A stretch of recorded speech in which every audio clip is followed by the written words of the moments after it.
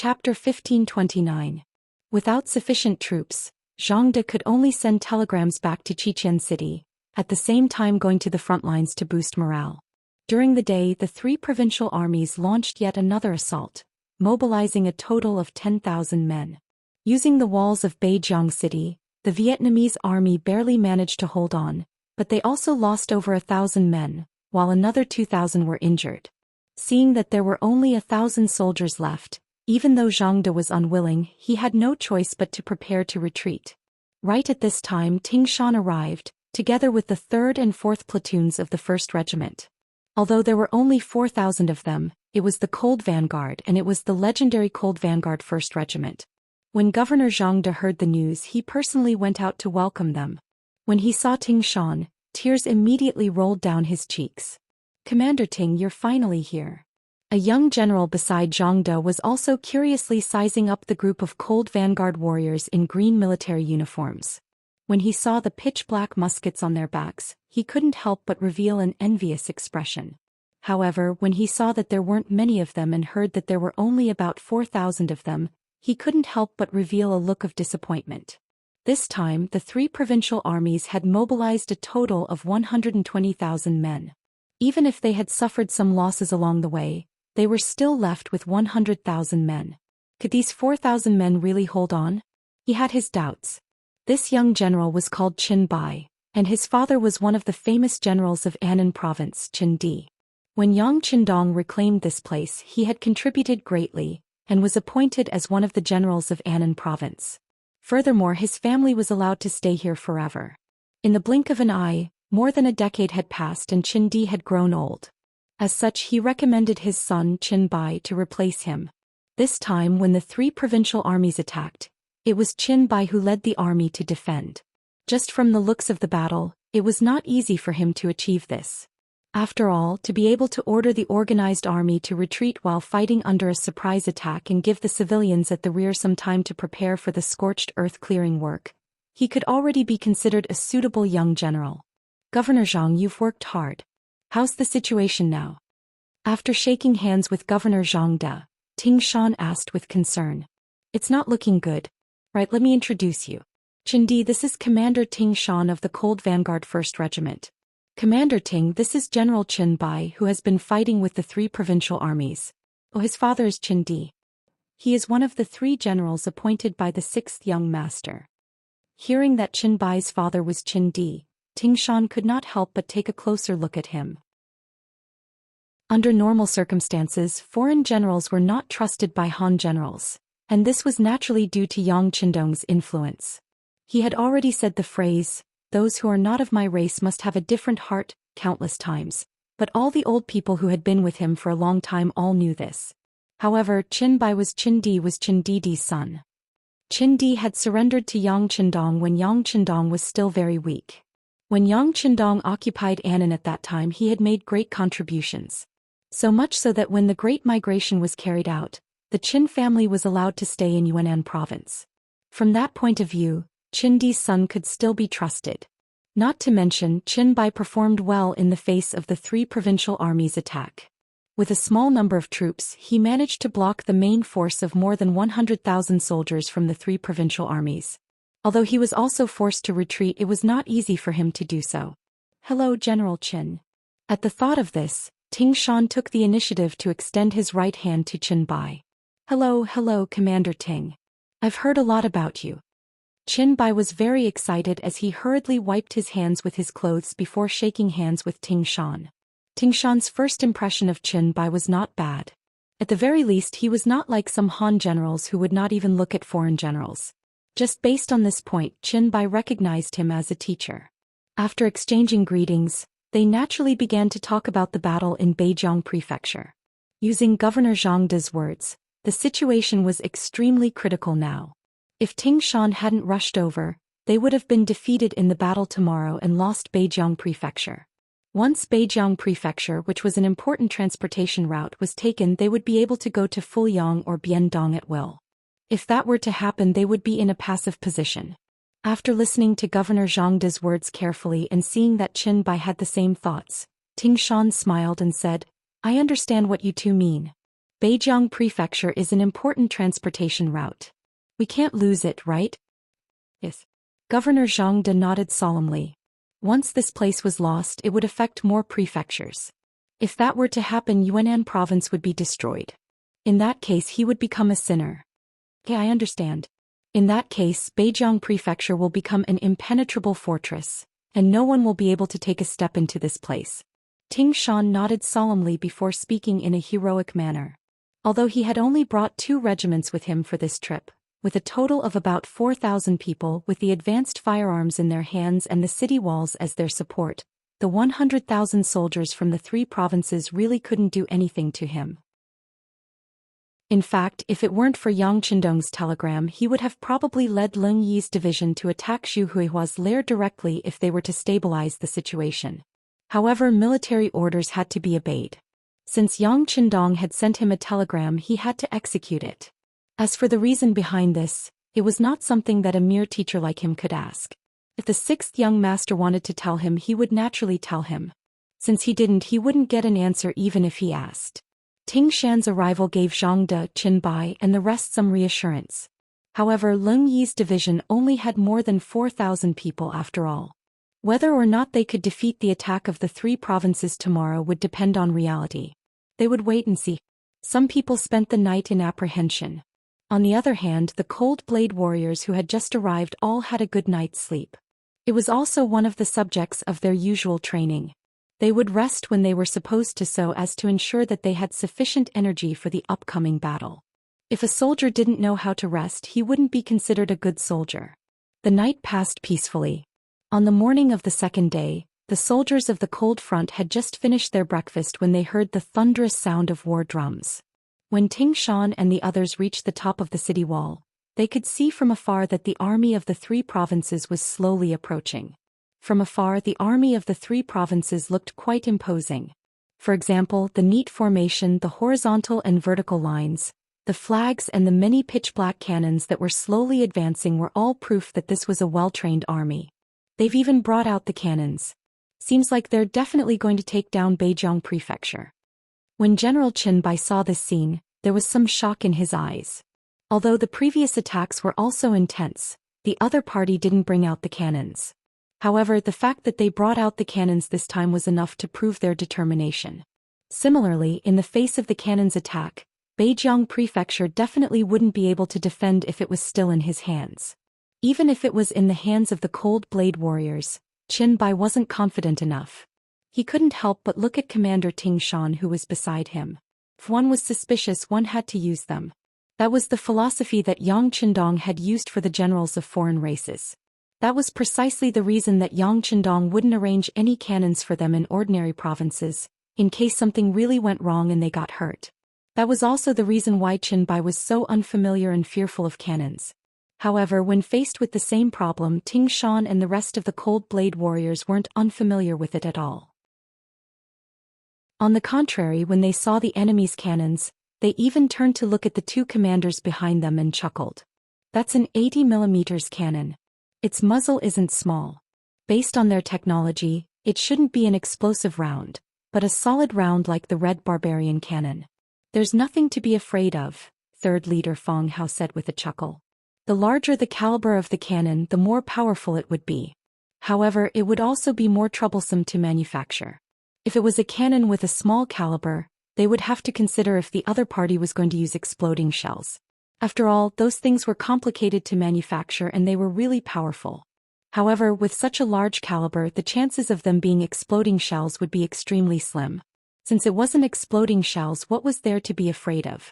As long as they could identify the trajectory of the enemy's cannons, experienced people would be able to dodge them easily. Yes, there's nothing to be afraid of. 3rd Commander, I'll leave these cannons to you. I don't want to see the city wall of Beijiang Prefecture being hit by a cannonball, even if it's a solid shell. Do you understand? Ting Shan immediately made a request. Yes, Master. Feng Hao was fearless about such a request.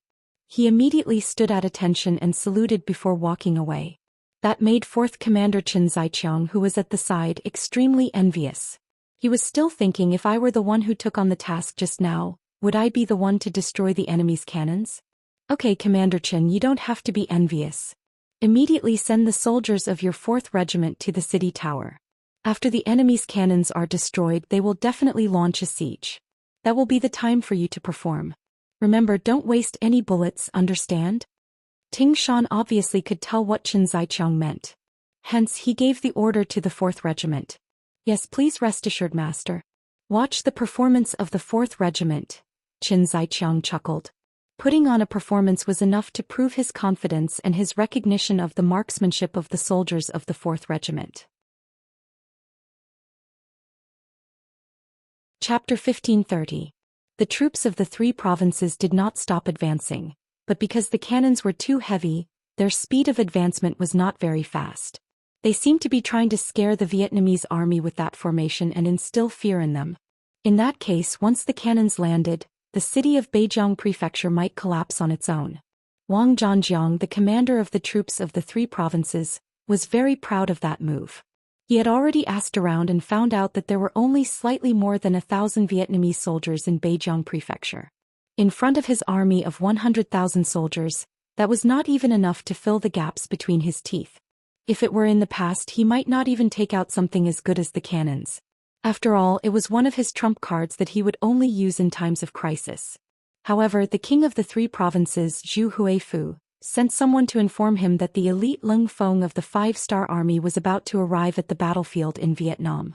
That was an army of pure firearms, which made Wang Zhangjiang feel the pressure. He was determined not to wait any longer. Hence, he took out the cannons with the intention of completely conquering Beijiang Prefecture. By then, he would be able to go anywhere. By then, even if the Lung Fong came, they would not be able to do anything to him if they had too few people. With full confidence, the cannons appeared and pressed towards the front of Beijiang Prefecture.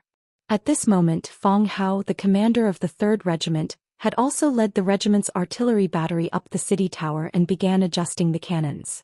He did not forget Commander Ting Shan's words just now. He did not allow any cannons to land on the city walls of Beijiang Prefecture. In other words, he could not give the enemy a chance to fire the cannons. Even so, he had to speed up. 6 100mm mortars were placed on the city tower. Commander Fong Hao personally took command and tested the first cannonball. Everyone listened to the command and prepared for the first test shot. Target: enemy cannons. High 2 3 3 3 to the north, 2 to the east, 2 to the right, 6 to the right, fire. Boom. A cannonball was fired from the barrel and blasted towards the troops of the 3 provinces that were slowly approaching. After the sound of the cannons, there was the sound of the cannonballs exploding. Under the aftermath of the explosion, when the cannonballs landed in the middle of the army of the 3 provinces, a small piece of empty space was blasted open. Within 30 to 40 feet of the explosion, all the soldiers of the 3 provinces were either killed or injured. A cannonball landed and injured some of the soldiers of the 3 provinces, but it did not hit any of the cannons. Instead, it exploded a few feet behind the cannons. Looking at this scene, Fong Hao muttered, "The goat's horns are a little high. Come on, adjust a little more and get ready to fire." After just one round, Fong Hao already had a good idea of where the cannon would land. When he opened his mouth again, his face was filled with confidence. Target: enemy artillery. The 6 cannons were positioned 2 or 3 times higher. The north side was positioned 2 or 3 times higher. The north side was positioned 2 or 3 times higher. The direction was positioned 2 or 3 times higher. And the direction was positioned 2 or 3 times higher. 3, 2, 1, fire. After Fong Hao recited a series of professional terms, the 6 cannoneers continuously adjusted the direction of the cannons in their hands. When the number 1 was finished, the 6 cannoneers simultaneously sounded. Then the 6 cannoneers landed on the ground. The cannoneers flew over the city walls and landed on the soldiers of the 3 provinces. Boom, boom, boom. Boom, boom, boom. After the adjustments, the accuracy of the cannoneers greatly increased. Out of the 6 cannonballs, a total of 4 cannonballs hit the enemy cannons. This attracted the cheers of Governor Zhang Da and General Chen Bai on the city walls. What's going on? Commander Fong Hao did not look happy at all. On the contrary, he turned his head and stared fiercely at the 2 cannoneers who did not hit the target. He looked at the 2 cannoneers who lowered their heads and did not speak. It was normal for the cannoneers to have some deviation. Not to mention that the enemy cannons were constantly moving. Although the speed was very slow, it was still moving. To be able to hit 4 out of 6 cannoneers was already a very good result. In any cold vanguard division, such a standard was enough to make them proud. However, the problem was that this was the first division of the Lungfeng division. These people were all instructors. Even the 2 cannoneers had taught thousands of students. Now that it was their turn to attack, they actually missed. It was really a terrible feeling. After being reprimanded by Feng Hao, the 2 cannoneers also became ruthless. They first stood up and observed the position of the target. Then they ordered someone to reload the cannoneers and fired the cannoneers. Fortunately, they finally hit the target this time. The cannoneers landed less than 10 feet away from the cannoneers of the 3 provinces. The powerful shockwave directly destroyed the cannoneers and overturned them on the ground. Cannoneers were fired one after another. The cannoneers of the 3 provinces had one less cannon after another. Within a short period of time, all 30 cannoneers were destroyed. As expected, Commander Tingshan's request was met. Not a single cannoneer was allowed to land on the city walls of Beijiang Prefecture. This result also shocked Zhang Da and Qin Bai, who were watching at the side. They did not expect the cannoneers of the 1st Division of the Lungfeng Division to be so powerful. While the 1st Division of the Lungfeng Division was impressive, the soldiers of the 3 provinces suffered. When the commander of the troops, Wang Zhanjiang, saw that the 30 cannoneers that he had sent out had all been destroyed before they could even reach the designated firing position, he was infuriated. Someone order the front troops to launch an attack. Their cannoneers may be powerful, but there's a limit to the number of cannoneers they have. Are they going to blow up all our soldiers? The truth was just as Commander Tingshan had expected. After the cannoneers failed, the soldiers of the 3 provinces launched a ground attack. After receiving the order, 10,000 soldiers of the 3 provinces rushed towards Beijiang Prefecture like an avalanche. Good timing. Everyone listen up. Aim at the target before you fire. Don't embarrass us. Try to eliminate one enemy with 1 bullet. The 4th Regiment commander, Qin Zaiqiang's yell resounded throughout the entire city tower of Beijiang Prefecture. Afterwards, when the 2 sides were about 400 to 500 steps away, the soldiers of the Lungfeng Division began firing. As the bullets whizzed out of the barrels, the soldiers of the 3 provinces who were charging at the front fell into a pool of blood one after another. From afar it looked like they were harvesting chives. They were in a neat and orderly manner. More and more soldiers of the 3 provinces fell in the path of the charge, making the soldiers behind who were ready to attack look terrified. They were humans of flesh and blood. They wouldn't do such a foolish thing if they still wanted to attack despite knowing that they were going to die. Fortunately, Wang Zhanjiang did not intend to force them. After seeing the amazing marksmanship of the Lungfeng Division, he knew that the morale of the soldiers was now in a mess. If they were to attack, they might not succeed even if they had to pay a huge price.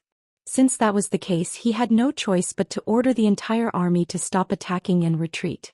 It seemed that the attack this time was as loud as thunder, but small as raindrops. The 3 provinces came and went. On the city tower, Zhang De, Qin Bai, and the rest couldn't help but heave a sigh of relief before cheering. They finally believed that even though the number of Lingfeng soldiers was small, they would have no problem defending Beijiang Prefecture with them around.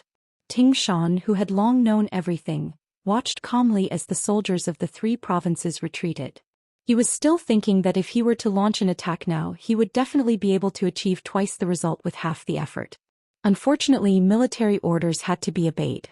His mission was only to defend Beijiang Prefecture, and he couldn't doubt anything else. After Wang Zhanjiang retreated, he even sent someone to report the appearance of Lung Feng to the 3 provincial kings immediately.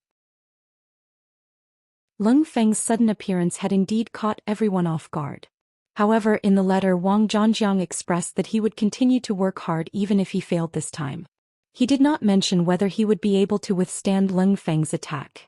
Perhaps he didn't even think about whether the 5-star army, which only had a few thousand soldiers, would dare to attack their 100,000-strong army. That was the outcome that Yang Qindong wanted. It all started with the secret telegram sent by Yao Yingjun. Yao Yingjun, the backbone of the security bureau, was also one of the elders. Due to his good looks, he was arranged to stay by Zhu Huiyun's side. He got to know Zhu Lian, the princess of Yongshan County, and won her heart. In the end, Zhu Huiyun rebelled, which also meant that his mission was completed and he could return to the security bureau to report. However, he didn't do that and instead protected Zhou Xian to escape from the clutches of the demons.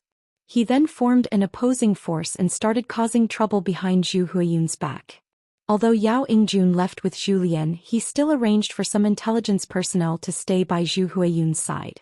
Although they were not important figures, they could still find out some information that outsiders couldn't.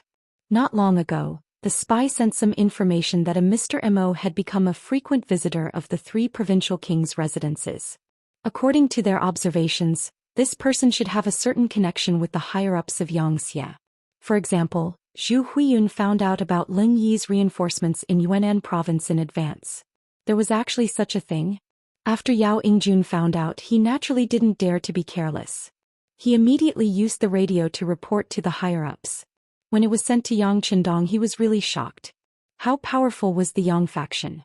Everyone who was involved in it had a deep feeling. With such a powerful backing, Yang Qindong couldn't figure out who would side with an outsider. He didn't believe that Zhu Huiyun had arranged for someone to enter Xianxia in advance. It wasn't that he looked down on the 3 provincial kings, but this person didn't have such vision. From the information reported by Yao Yingjun, the person who contacted Zhu Huiyun knew a lot of things. This proved that the person's rank wasn't too low. Then it was a high-level cadre? Who could it be? Yang Qindong felt a chill down his spine when he thought about how there were spies among the senior officers under his command, or people who had done something unfavorable to him. If this tumor wasn't dealt with, then wouldn't he have to sleep with one eye open? Chapter 1531. In addition, if the other party was a high-ranking officer with military authority, didn't that mean that his family in Xianxia City could be in danger at any time? Although Yang Wu had always been responsible for the safety of the royal palace, it was still reassuring. But he couldn't guard against the unsuspecting. Besides, Yang Qindong didn't like being on the defensive all the time. He had to find out the big traitor, and to achieve this goal he couldn't kill Zhu Huiqiang now. Otherwise, what if the traitor disappeared again when he saw that things were not going well? He wanted to personally meet Zhu Huiyun and see if there was a chance to find this traitor.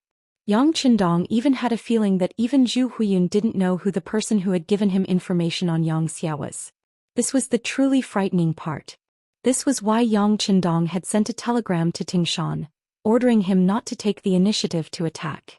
All he needed to do was defend Beijiang Prefecture and prevent the 5 provinces' army from entering Vietnam to cause trouble. The timely appearance of Beijiang Prefecture's 1st Division Leng had thwarted their plan to enter Vietnam. When the telegram was sent to Yang Qindong, he could finally breathe a sigh of relief. Then his gaze fell on the Timur Empire that was surrounded by enemies. Because of the heavy snow, the 5-star army's attack had been forced to stop. While they were resting, they had also begun another operation, and that was to cause internal strife in the Timur Empire. After repeated battles, the situation had undergone a fundamental change.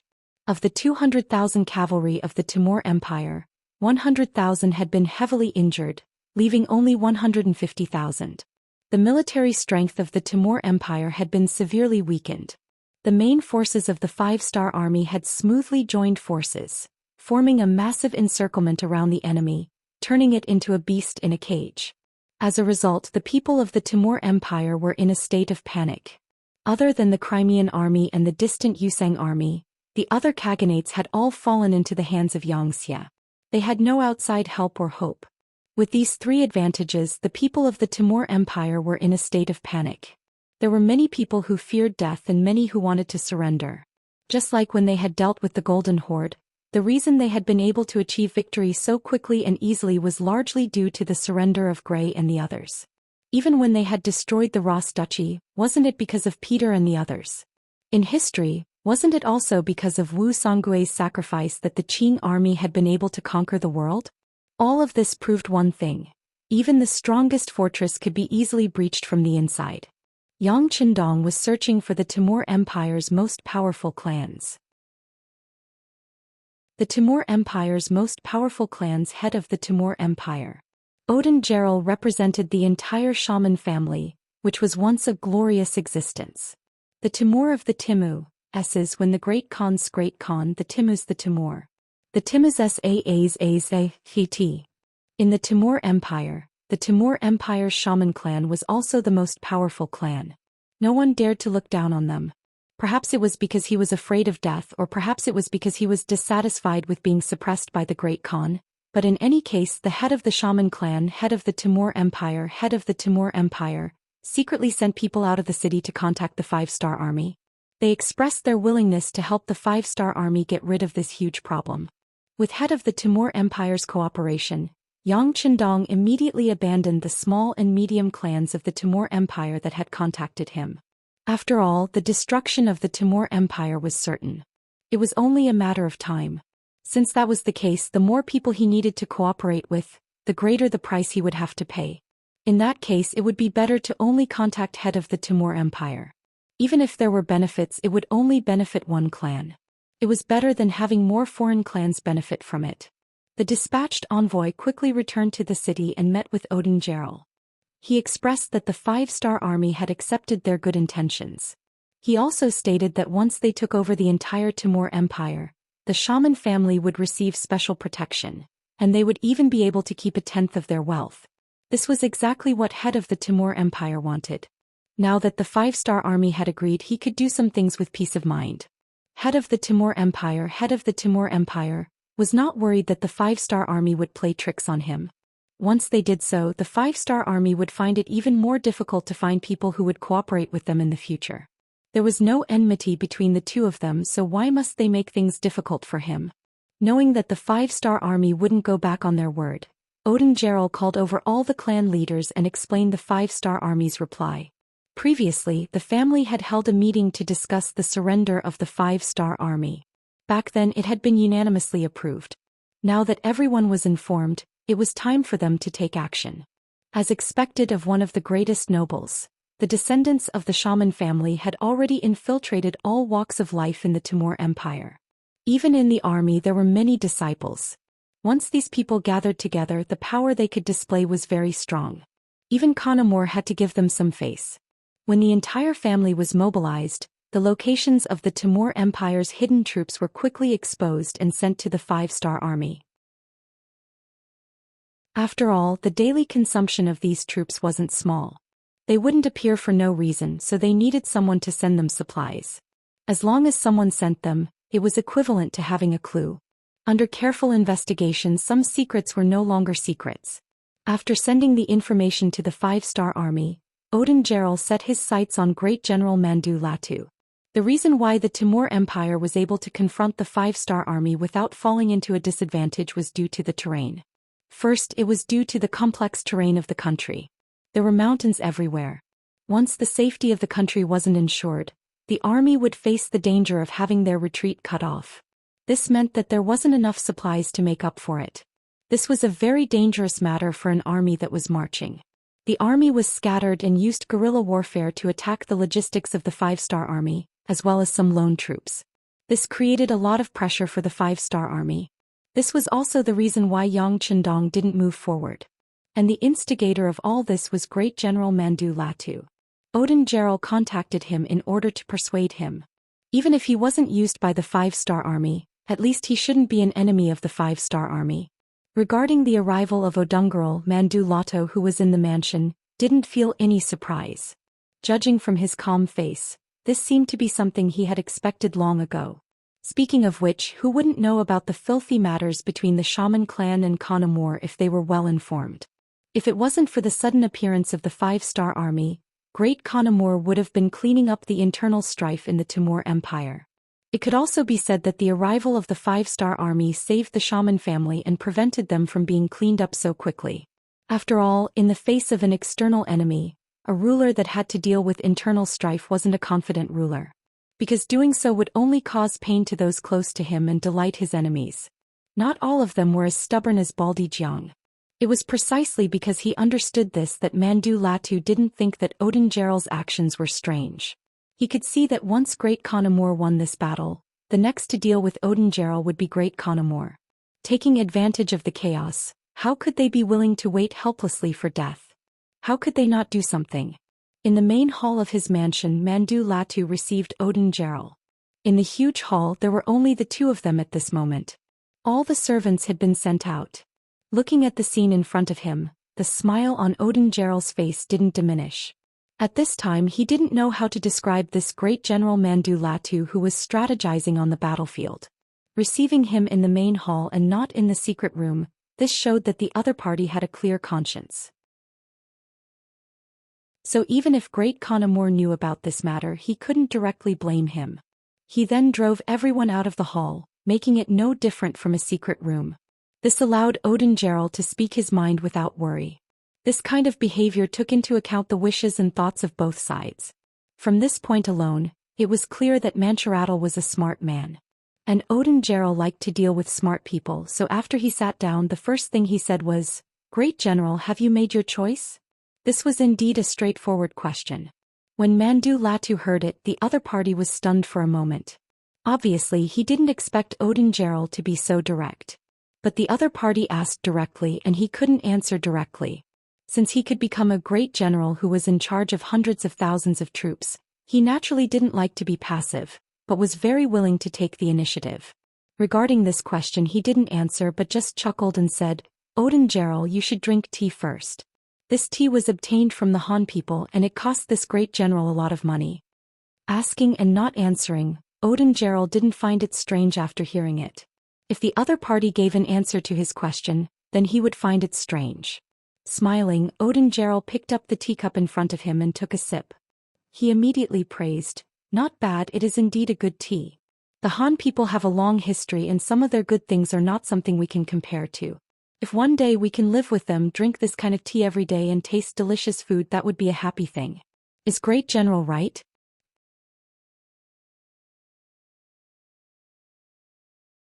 Chapter 1532. Soon the topic changed from drinking tea to the main topic. When Mandu Latu heard this, he couldn't help but admire the other party's quick-wittedness. But he still couldn't answer directly, so he smiled and said, "Are we going to the Han people's place? I'm afraid they won't welcome us." "How do you know without trying? Speaking of which, I have some friendship with the Han people, especially the King Wunan of Daemyong. We have already established a connection. Presumably, as a friend, if I make a small request, he will certainly satisfy it." Odin Gerald had a very sincere smile on his face, giving people the feeling that he and Yang Chendong were old friends. In front of a general, talking about the benefits of the enemy's commander-in-chief was already a taboo, but Odin Gerald didn't care at all. Obviously, he had already made up his mind and wasn't going to change it. After hearing these words, Mandu Latu became silent. After probing again and again, Odin Gerald finally pointed out the main topic. At this moment he had no choice but to express his attitude. It's just that this attitude was really not easy to express. He already knew that the three provincial kings of the southern Ming Empire and Banj Empire were acting separately. Now the 5-star army's backyard should be on fire. At this moment, it's not the time to make a final decision. If the 5-star army couldn't withstand this pressure and withdrew back to their country to quell the chaos, then the danger of the Timur Empire would be eliminated. Then Great Khan Amur would be victorious. At this time, standing on Odungeral's side, wouldn't it be suicidal? Mandu Latu had his own worries and thoughts, so he didn't answer this question immediately. In this regard, Odin Gerald, who saw everything in his eyes, wasn't surprised. On the contrary, he was a little happy. He was most afraid of the other party's rejection. If that's the case, then whatever he wants to say will be useless. It's not impossible for the other party to directly capture him and send him to the Great Khan. Although he had already made this decision on the way here, he still didn't want the worst result to happen, because it means that whether the Great Khan Amur wins or loses in the end, he will be a loser. Therefore, what he wanted was for the other party to remain silent. Only then would he have the opportunity to speak more of his thoughts. "General, I know what you're hesitating about. I also know what you're worried about. However, I don't know if you've thought about it, but the Timur Empire's current state is not due to Amur's contributions alone, nor is it due to his father, Abu Said Mirza's contributions. Instead, it is the result of everyone's efforts. But now he thinks that his position is stable, so he wants to get rid of those who disagree with him. If he wants to monopolize everything, will others allow it? Today they made an example out of our shaman clan. Once they succeed and get the benefits, they might make an example out of someone else. For example, Great General, if you can defeat the 5-star army this time, then your contribution will be so great that I'm afraid it will cause some people to be vigilant. The Han people have a saying, great contributions shake the Lord.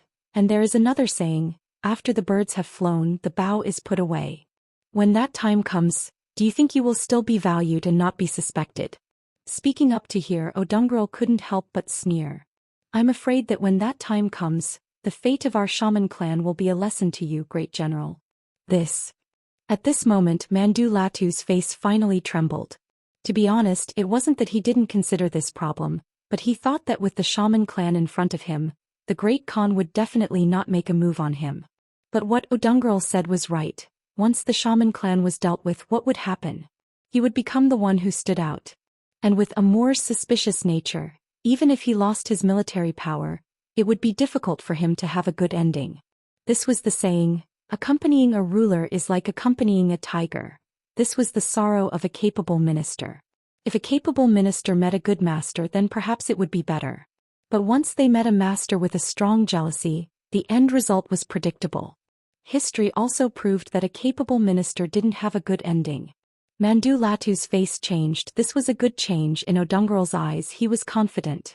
But he still felt that it wasn't enough, so he continued, at least the great general is worried about whether the 5-star army will withdraw or not. This is actually not a problem.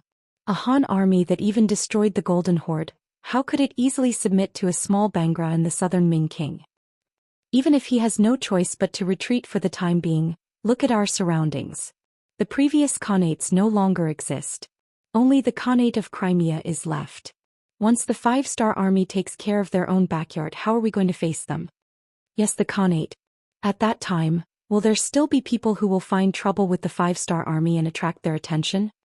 Great General, don't you think, how unreliable is it to entrust the hope of survival to others? This shouldn't be your style, right? Even Odungrel said this. At this moment Mandu Latu didn't know what to say. At this moment he had to admit that Odungrel was indeed a good diplomat. In the face of such a person, he had already lost a round in terms of language. Okay, but I don't know what kind of agreement you have with the King Wunan of Daimyong. What can I do? What can I get in return? Finally Mandu Latu lowered his head. Not for anything else, even if he wasn't afraid of death, he still had to consider the safety of his family and dozens of people. He could die on the battlefield, but that was under the premise that the Great Khan guaranteed the safety of his family. If he died and his family also died, then he would be the greatest sinner and he would die with everlasting regret. Ha ha ha. Odungrel finally laughed. He knew that the matter was settled. His nemesis Amor would not live for long. He was about to win, although this victory was at the cost of his country, but for him, if he didn't borrow the power of the 5-star army, the one who would die in the end would be him. If he didn't even have his life, what country would he talk about? What nation would he talk about? It was a day later that Yang Chendong got the news. When he saw the messenger sent by Odungrel, saying that Mandu Latu would also surrender, but please give him the same treatment as the shaman family, he agreed without hesitation. Even Yang Chendong had to admit that this Mandu Latu was a difficult opponent. The guerrilla warfare he used combined with the terrain really gave him a headache. But if he could just spare this person's life in exchange for victory, of course he wouldn't object. If the other party was willing, he would even put him in an important position. But this was just an idea.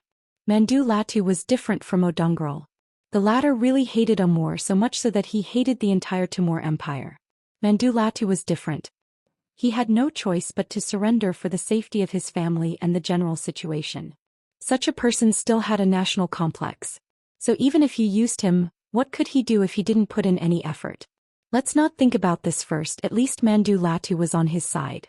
Yang Chendong was now ready for everything except for the east wind. This east wind was the time when the ice and snow would melt. March 1465 AD. The heavy snow that hadn't been seen in 100 years finally began to melt. The 5-star army that surrounded the Timur Empire also began to move. They began to march forward in several different directions. Amor, who received the news, was shocked, but he didn't panic. He immediately sent someone to inform Mandu Latu and let him move the arranged ambushes to disrupt the 5-star army's line of sight, cut off the enemy's logistical supplies and delay the enemy's advance. As long as the time passed, the 5-star army would have the possibility of retreating. Although the city was very lively this winter, due to the current tense situation, many people jumped out to surrender. But Amur had never doubted his great general Mandu Latu. He understood the other party. This was a smart person. In addition, he knew that the shaman family was his current enemy. As long as the situation wasn't so bad that it couldn't be saved, he could use this person without worry. If one were to say that Amur was indeed suspicious, then which monarch wouldn't be? Even Yang Chendong was suspicious of people and had to use them. But it also depended on the person. For example, Mandulatu, he did not have too many doubts.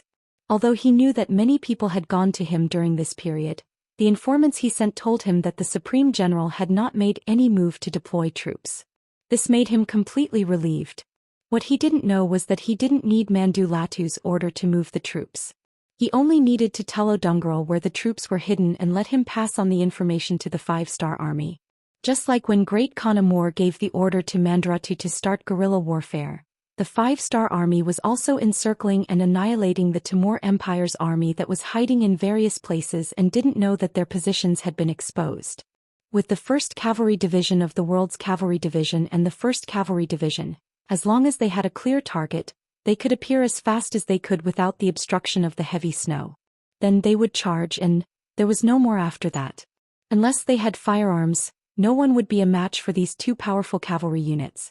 Over the years, the soldiers of the two armies had become accustomed to living on horses. They could easily sleep, eat, and kill enemies on horseback. After countless battles, they had rich combat experience. They knew what kind of battle formation to face the enemy and how to find the enemy's weak point in the shortest time to attack. It was as if these things had fused with their lives. This was all thanks to the large and small battles they had experienced. As the saying goes, a long illness makes a doctor. Now the strength of the two armies was so strong that they were invincible. It wasn't an exaggeration to say that even if Genghis Khan was alive, his most elite cavalry might not be a match for these two armies.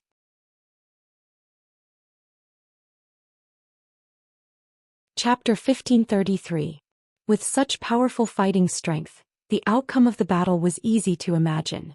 Even if they took into account the time they spent on the long journey, it only took a month for the Timur Empire's army of 100,000 to be completely wiped out. Those who didn't die were captured. Due to the lack of information, Amur didn't know about this matter. Even Mandaratal, who had betrayed the army, didn't know that the battle would end so quickly. As the good news came in one after another, the 5-star army's main force finally didn't have to worry about anything and could attack Herat without any worries. After a month and a half, the first 5-star army suddenly arrived at the capital. When Khan Amur heard the news, his expression changed greatly and he shouted that it was impossible. He didn't believe that the 5-star army would take the risk to appear outside the capital before the problem with the supply route was solved. Didn't they know that if they couldn't successfully take down the capital, they would become an isolated army? Wasn't that very dangerous? With all kinds of disbelief, Amur climbed up the city gate tower and saw an unbelievable scene. He saw more and more 5-star banners appearing in all directions. Not only that, he also saw many carriages and mules carrying supplies rushing to the enemy camp outside the city. From afar, he could see that there weren't many enemy soldiers escorting the supplies. In other words, they didn't suffer any attacks or harassment during the process. What's going on? What's going on? After a series of shouts, Amur ordered someone to summon Mandaratal. He wanted to ask his great general. Regretfully, he sent people out, but when they reached the great general's residence, it was already empty. Mandaratal had actually disappeared into thin air. After hearing the news, Amur's face was incomparably pale. At this time, even if he reacted slowly, he knew that this great general must have betrayed him and exposed the location of the troops outside to the 5-star army. This allowed the enemy to appear so smoothly in front of him without any worries. The reason why the Timur Empire was able to hold on for so long wasn't because of how powerful their cavalry was or how powerful they were. To put it bluntly, they were using the terrain to cut off the 5-star army's supply route. Although Rezin City had prepared a lot of military rations like instant noodles, compressed biscuits, ham sausages and canned meat. However, there was still a limit to their numbers. Hundreds of thousands of soldiers were expending a huge amount every day. Therefore, the food that was convenient and could fill their stomachs was basically given to the main forces of the 5-star army. The surrendered Russian and Mongolian divisions did not receive such treatment. In the end, they still had to rely on normal rations to maintain their daily needs. If that wasn't the case, they wouldn't have to spend so much effort to attack the Timur Empire. And now, after the only drawback was taken care of by the 5-star army, they could finally appear in front of Khan Amur without any worries. Having figured everything out, Amur's face turned red with anger. Search. Even if we have to turn the entire city upside down, we have to find Mandu Latu for this Khan. We have to tear him into pieces. Tear him into pieces. Yes. Seeing that the Khan was enraged, his subordinates didn't dare to dissuade him and quickly agreed. Then the 50,000 cavalrymen in the city began to move. They searched every possible corner of the great general's whereabouts, but unfortunately they still couldn't find any traces of him.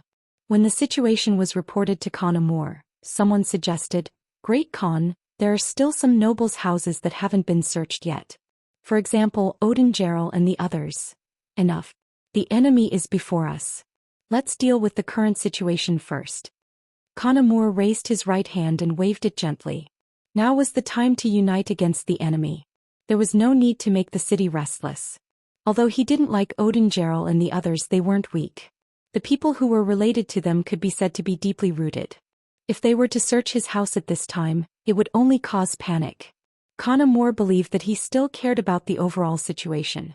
However, what he didn't know was that Mandu Ratu was currently hiding in Odin Gerald's house and drinking with him. What he didn't know was that Odin Gerald's hatred for him had reached the point where he would rather see the entire Timur Empire be destroyed than to teach Amur a lesson. It could be said that this kind of hatred had been engraved into his bones. It was greater than the sky. Odin Gerald's mansion was already filled with many mansion soldiers. They were the armed forces of the shaman family. Usually they were hidden and not known by others. However, now that they had reached a critical juncture, they were gathered in the mansion. Their purpose was to prevent Amur from acting recklessly and attacking them before he died. This way they would have a certain degree of resistance. Actually, it wasn't only Odin Gerald's mansion. The houses of the nobles in the vicinity were also like this. They either activated their hidden forces or spent a large amount of money to hire many guards. In short, they all possessed a certain degree of defensive power. In order to save their lives, they also agreed that once Amur lost his mind and wanted to attack them, they would send reinforcements from all sides. Only in this way could they ensure their own safety. "Come, great general, please drink." Although the city outside was surrounded, there was no panic on Odin Gerald's face at this moment. On the contrary, he was still as calm as water. "Sai, I'm no longer a great general. There's no need to call me that in the future. I'm just an ordinary person." Mandu Ratu had a cautious look on his face. Obviously, the whole city was searching for him now. It was impossible to say that he wasn't flustered at all. He good. Odin Gerald didn't intend to force him. He poured wine for both sides with a smile on his face, then asked, "Brother Ratu, do you think he will act recklessly?" "But it shouldn't be. The 5-star army is outside the city. He can't even deal with them. How can he come to find trouble with us?" Knowing what the other party wanted to hear, Mandu Ratu said according to his thoughts. "That's true."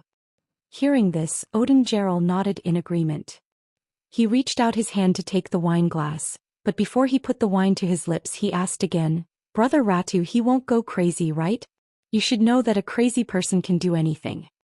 "No, our great Khan is very wise. He won't go crazy easily," Mandu Ratu said again with certainty. Finally, Odin Gerald didn't stop asking. Instead, he lightly nodded and said with a smile, "Good, good. Come, let's continue drinking." Mandu Ratu's guess was right. Perhaps he understood their great Khan well enough. Amur was indeed not a crazy person. Until now he was still very rational. Even when he saw the cannons of the 5-star army appearing outside the city from the top of the city tower, he didn't have the intention to kill people in the city. Instead, he called the captain of the guards and gave him an order. He knew that he couldn't defeat the 5-star army. Now that he was surrounded, the only way was to escape. The reason why he didn't make a move on the nobles in the city was because he couldn't spare any energy. Compared to killing others, his own life was more important. The 50,000 cavalrymen in the city were all recruited by him. Among them, the high-ranking officers were all appointed by him. They only listened to him. This was also the reason why Mandu Ratu hid even though he was a great general. He couldn't command these 50,000 cavalrymen at all. This was Amur's final trump card. Now he had to use this trump card to escape. He firmly believed in a phrase that the Han people often said. Where there's life, there's hope. Although he didn't know if he could escape this time, and if there was a possibility of Dongshan rising again after escaping, he had to try. Otherwise, if he stayed in the city, even if the King Wunan of Damyang didn't kill him, he was no different from being dead. The 5-star army was still surrounding Herat. Because there were many mountains and lakes and the terrain was complicated, many routes that seemed to be close had to be taken around. This greatly slowed down the assembly of the army. According to the reported itinerary of the various troops, it would take another 5 to 7 days to complete the encirclement. Before the encirclement was complete, Yang Qindong didn't prepare to launch an attack. He wanted to finish it in one strike. Seeing that Herat was going to be his, he wanted to reduce the losses as much as possible. This was also beneficial for the post-war reconstruction. Therefore, whether it was the Air Force or the cannons, they weren't arranged to be deployed immediately. The 5-star army didn't have any plans to make a move, but an accident happened. That night, the 4 gates of Herat city opened wide. Following that, an endless stream of cavalrymen began to charge out. At first, Yang Qindong thought that the enemy was testing the waters. However, as more and more cavalrymen charged out of the city, he and the other generals finally realized that this wasn't a test. They were clearly trying to break out of the encirclement. Break out of the encirclement? It seems that this Amur still cherishes his life. Yang Qindong, who had heard the news, looked at the sand table in front of him in the main tent. Young master, we don't have enough troops and aren't prepared enough. I'm afraid we can't kill all of the enemy cavalry. Beta Persei had already put on a suit of armor and appeared in front of Yang Qindong. Although he said that they couldn't, his restless appearance proved that he wanted to attack and beat the enemy while they were down. Yes, our encirclement hasn't been fully launched yet. I have to say that this Amur chose the right time. Forget it. The entire Timur Empire is gone. Even if this great Khan escapes, what can he do? Yang Qindong quickly adjusted his attitude. In history, he had never heard of this Amur's name, completely unlike Ivan, who had a resounding reputation. Even so, this person's strength must be ordinary. If that was the case, then so be it. If he wanted to escape, then so be it. As long as he dares to continue to be the enemy of the 5-star army, then one day he will be discovered and beheaded on horseback. Thank you to 3-inch Flame for your monthly votes for munitions. Longzi thanks you. Munitions will be finished next month. I guarantee that it will be finished at least 3 to 4 chapters a day. Please read it without worry. The new book Duke Ferocious will be officially published on the novel website today. Everyone is welcome to read it. At the same time, please bookmark, recommend and click the new book. Your support is the greatest encouragement to the prodigal son.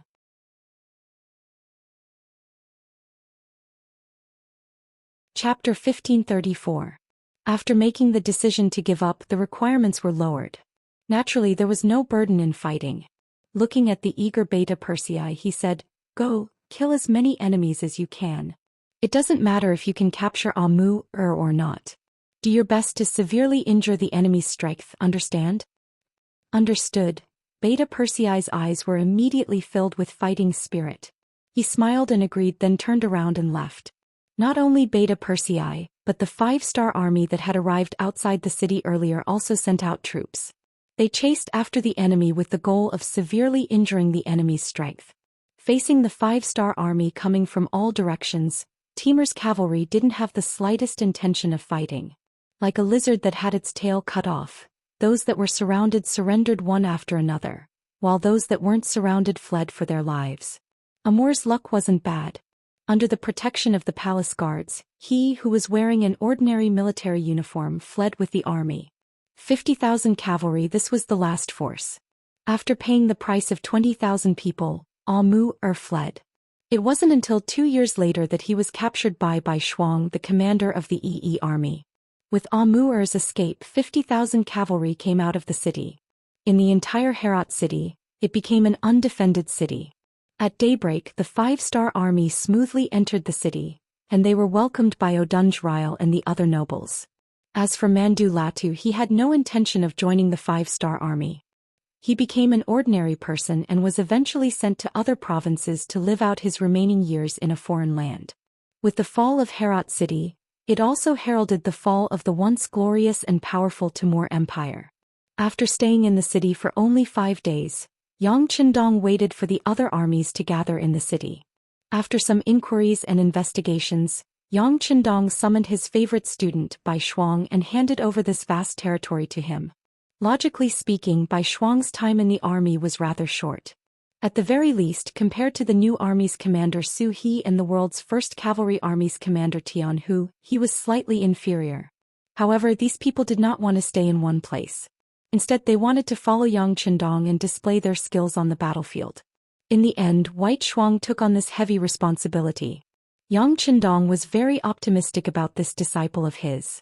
Not only was he talented in both civil and martial arts, but he was also very young and very loyal. With such a person entrusted with such an important task, he was at ease. In the end, the Yi Army Corps in Central Asia were established. The position of provincial governor and army commander naturally belonged to Bai Shuang.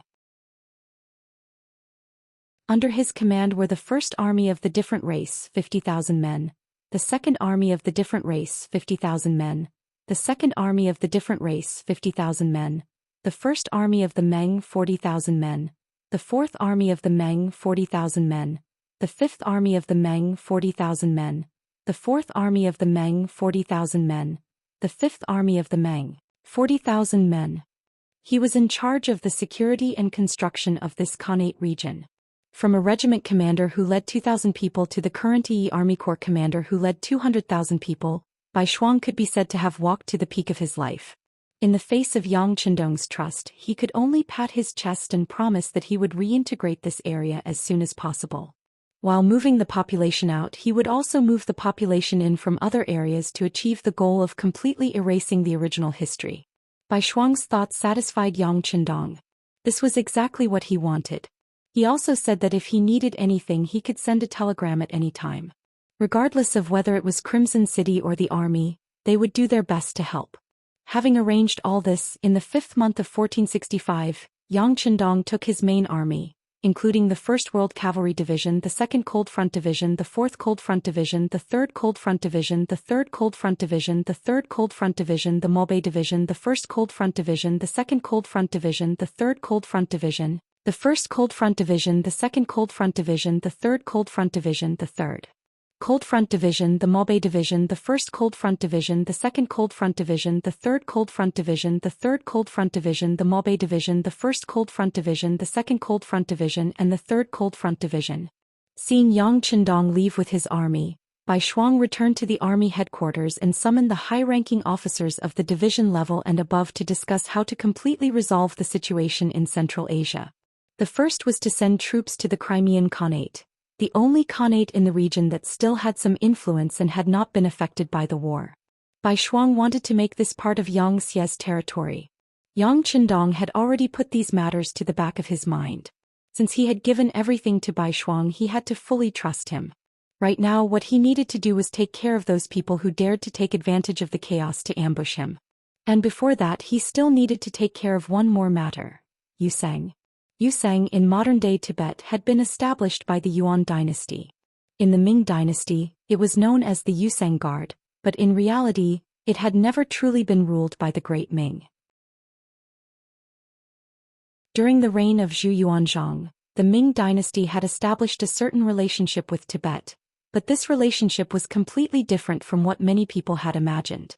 At the time, Tibet had already been divided into many monasteries and factions, with no single faction holding the dominant position.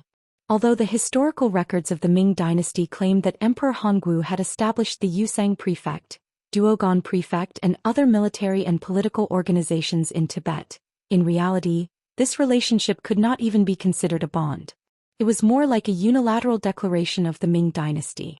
This was because the Tibetan leaders who acknowledged this relationship did not have the authority to govern Tibet, and they could not even be considered a mainstream faction.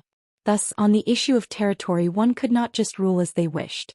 At the very least, one had to consider the feelings and attitudes of others. If those who truly had the right to speak did not know or acknowledge the rule of others, what meaning was there in marking out a few administrative regions on the map?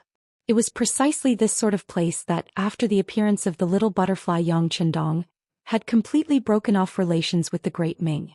Not only that, it had even joined in with the other Khaganate factions to deal with Yang Chendong.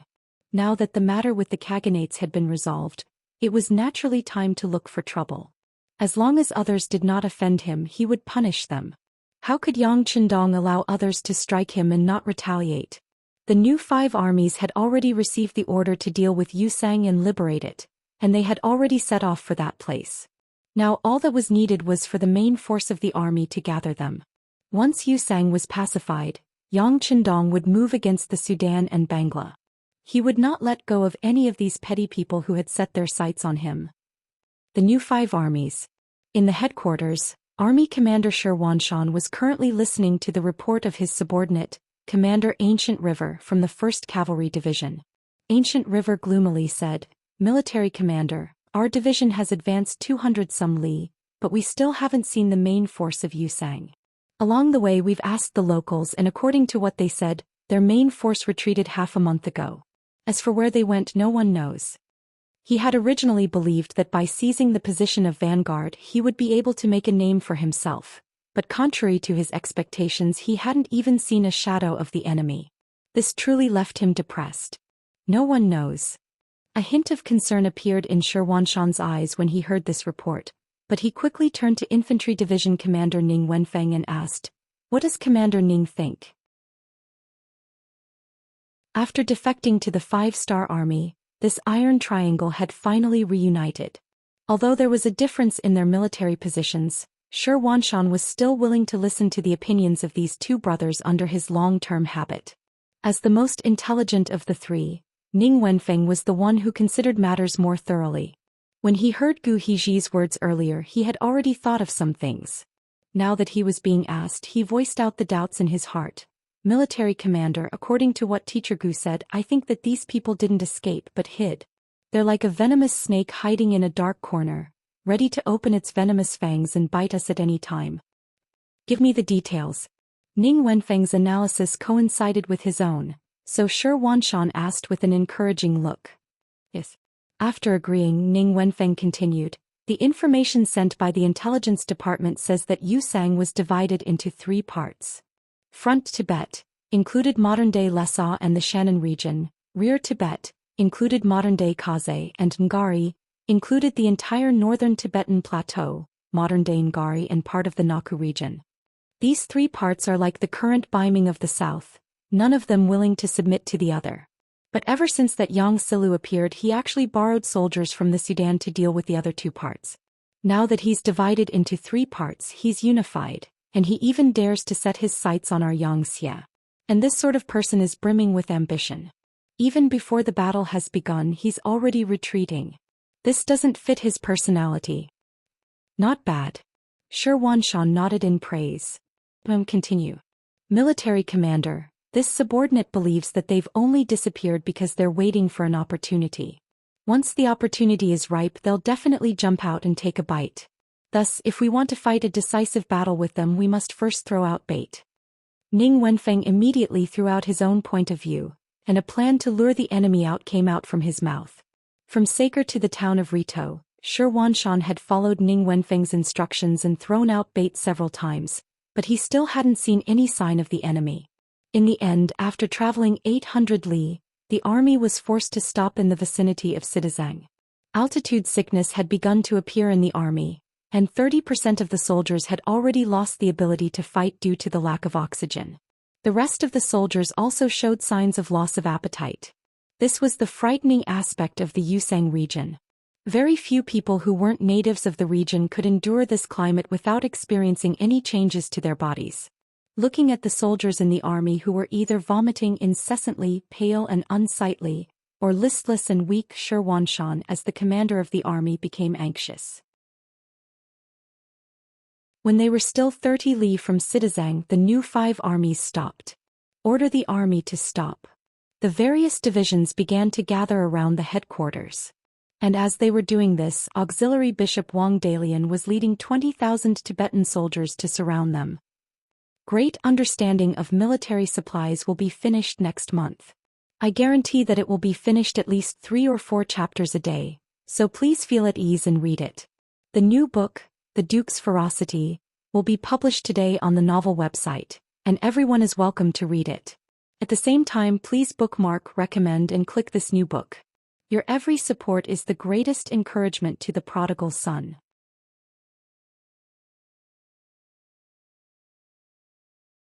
Chapter 1535. What a pity. Seeing the 5 astral core suddenly stop advancing, Dalian, who was hiding in the shadows, shook his head regretfully. Send someone to keep a close eye on them. As long as they dare to advance, find an opportunity to eat them up. As the assistant king and the lord of this land, although Dalian only had 10,000 soldiers and 5,000 of them were newly assembled, he was still filled with confidence after seeing the performance of the 5-star army. Altitude sickness could instantly turn a strong man into a weak child. He was just waiting for the 5-star army to weaken so that he could strike with all his might. Unfortunately, the other party seemed to have noticed something and stopped advancing. While he felt that it was a pity, he ordered his subordinate, Shaili, to keep a close eye on the other party and wait for an opportunity to appear. Speaking of which, Yusang's army was mainly made up of monks, and the outside world called them monk soldiers. Those who led the army were not called generals but monks. Shaili was the monk that Assistant King Dalian valued the most, and he was in charge of the monk soldiers. Seeing the 5-star army suddenly stop advancing, Shaili was puzzled. Unlike the Assistant King's calm personality, Shaili wanted to take the initiative to attack and destroy the Han army. At the very least, he wanted to deal a heavy blow to the enemy and let the Han know the strength of the monk soldiers. Even though the new 5th Division had 40,000 soldiers and he only had half of that number, Shaili was still fearless. In his view, a Han army that could not adapt to the climate was just a paper tiger, not something to be afraid of. After hesitating for a long time, Shaili made the decision to take the initiative. Make preparations. Tonight we will try to launch an attack. Let's probe the situation of the 5-star army. At this moment, in the headquarters of the new 5th Division, Commander Xianxia did not know that he had already become the prey in the eyes of some people. The reason he ordered the army to stop was not because he had noticed anything, but because of the altitude sickness. When he saw that the fighting strength of the army was constantly being depleted, he began to panic. In this state, how could they set a trap for the enemy? It was already difficult for them to even protect themselves. It was precisely because he sympathized with the soldiers below that they were able to escape a calamity. Otherwise, once they had entered the enemy's ambush, it would really be difficult to return. Within the military headquarters, Cavalry Division Commander Ning Wenfeng had a look of self-reflection on his face. "Commander, this is all my fault. I originally thought that by letting the 1st Cavalry Division take the lead and penetrate deep into the enemy's territory alone, the enemy would definitely find an opportunity to discover us. Then we would be able to launch a counterattack and inflict heavy losses on them. But from the looks of it, these Tibetan soldiers are much calmer than we expected. On the contrary, our army has lost a lot of combat power due to altitude sickness." Seeing Ning Wenfeng lower his head and admit his mistake, Xianxia shook his head and said, "Commander Ning, don't blame yourself. This matter has nothing to do with you. The altitude sickness is so strong that it completely exceeds our imagination. This is the reason why the soldiers are unable to adapt to the altitude sickness. As for the matter of luring the enemy, let's talk about it later. Right now, we should first think about how to solve the soldiers' physical condition and let them recover their combat power." The altitude sickness being so strong was also beyond Xianxia's expectations. It was also because of his unusual experience since childhood. As a bandit, after joining the army, he had traveled to all sorts of places. These experiences allowed him to quickly adapt to various climates and didn't cause too much of a reaction. Didn't you see that even the 1st Cavalry Division's commander Gu He, who usually looked like a strong and sturdy man, was currently vomiting and having diarrhea in his tent, losing half his life? If even the general was like this, one could imagine how the ordinary soldiers below would react. Under the current situation, it would be better if they didn't encounter the enemy. Once they did, who knew what would happen? At the thought of the possible problems they might encounter, Xianxia's expression became very unsightly. "Commander Ning, now is not the time to think about luring the enemy. Instead, we should think about how to protect ourselves first. How about this? You go to the army and count how many soldiers are still able to fight. Then you can organize them into groups and command them. You'll be responsible for guarding the tent first. I'll also immediately report the situation here to the 6th young master and ask him to send reinforcements as soon as possible. It had to be said that as a senior officer in the army, Zhou Xian was very qualified. At least he knew how to judge the situation and not blindly act recklessly. If it was a fierce general who only knew how to fight and kill, he probably wouldn't even consider these things. After receiving the military order, Ning Wenfeng went to make preparations. Looking at his departing figure, Zhou Xian couldn't help but rejoice that he still had a commander under him who didn't have altitude sickness. Otherwise, he would really fall into a situation where he didn't have a general to rely on. Altitude sickness was a pathological reaction that occurred after the human body entered a high altitude and was exposed to a low pressure and low oxygen environment. For example, when an outsider first came into contact with this kind of climate, they would feel all sorts of discomfort. Unless they lived here for a long time and got used to it, their condition would become much better. Of course, this didn't exclude people like Zhou Xian and Ning Wenfeng, who naturally didn't have such a strong reaction. While Ning Wenfeng went to the army to investigate, Zhou Xian didn't remain idle. He used the radio station to report the situation to Yang Chendong. At this time, our Bugnam of Gozhouzian has already led his army to the edge of Yili and is preparing to enter the Yusang region. After reading this telegram, Yang Chendong's expression turned extremely grave. As someone who came later, he naturally understood what altitude sickness was. A large part of the reason why Tibet was so sparsely populated was because of this altitude sickness. In his eyes, the Tibetan soldiers and monk soldiers of the Yusang region weren't frightening. What was frightening was that the natural climate made it impossible for an army to display its normal fighting ability. This made the enemy's strength even more apparent. The best way to deal with altitude sickness was to rest more and exercise less. When necessary, one could rely on oxygen to alleviate the discomfort. But right now he didn't have any oxygen. Even though he knew how to alleviate the discomfort, he was still somewhat at a loss.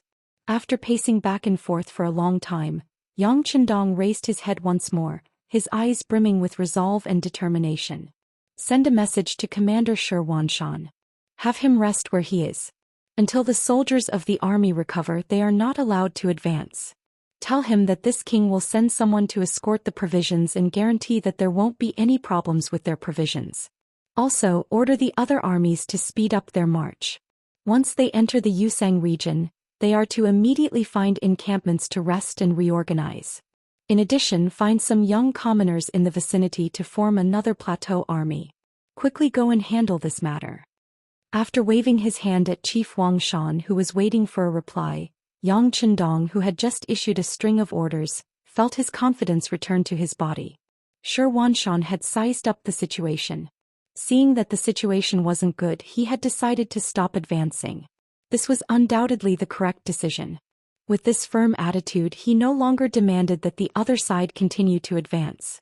He only needed to maintain the current situation and exert some pressure on the Yusang region. At the very least, he would send an army to the Yusang region. He wanted to see how many soldiers were unable to adapt to the climate. If there were, he would immediately arrange for them to withdraw. To put it bluntly, as long as this sort of altitude sickness was properly treated, it wouldn't take anyone's life. It would just be a matter of some people reacting more strongly, some reacting less strongly, or a very small number of people not reacting at all. He only needed to select those soldiers who didn't react and have them continue to advance. This problem would be resolved. For the sake of safety, Yang Chendong had also decided to send an army to the Yusang region. The local people had probably already adapted to this climate.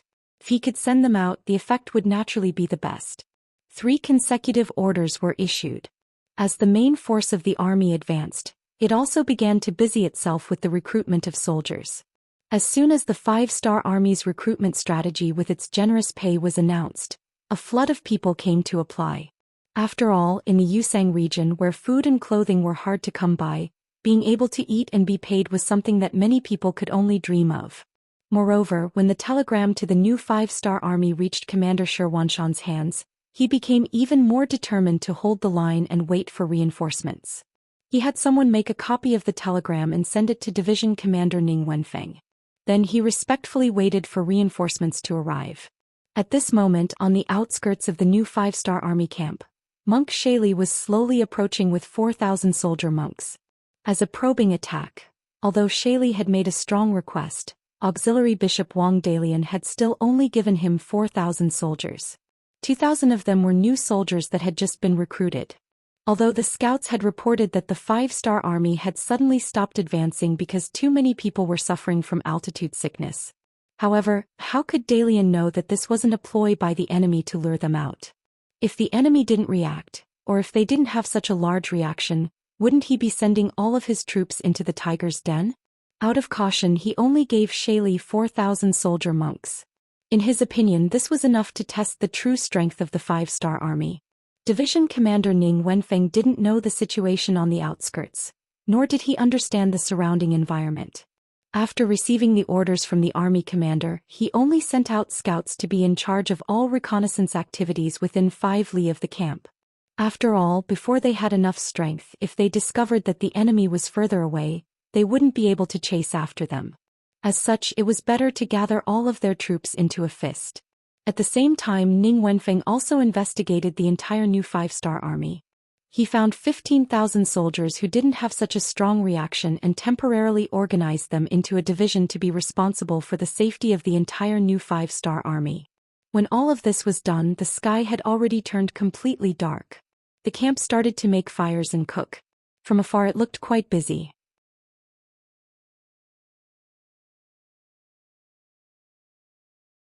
Chapter 1536. Speaking of which, the risk of altitude sickness taking one's life was very low. As long as one could rest in bed for a while after experiencing the sickness, there was a 90% chance that the sickness would be alleviated. And as long as one stayed in this climate for a long time, they would slowly get used to it, and their bodies would recover their various functions until they were as lively as dragons and as lively as tigers. At present, the soldiers and officers who had experienced the sickness were all resting on their beds, waiting for the day when they could get used to it and recover. The only worry was whether the new 5 armies would be able to last until then, or whether the Tibetan soldiers would give them this opportunity to rest and recuperate. This would test Ning Wenfeng's defensive capabilities. Once an enemy appeared, whether he could beat them back at the first moment would affect the enemy's judgment and prevent them from acting recklessly. Although no one knew if these Tibetan soldiers would attack the new 5 armies, Ning Wenfeng had still thought of several ways to deal with the situation, so it was better to be prepared.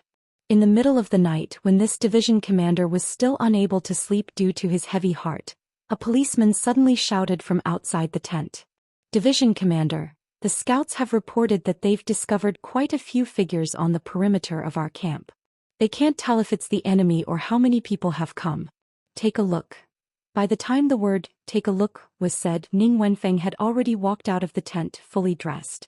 It was true that he had been lying down, but he had not taken off his outer robe, precisely in case something unexpected happened.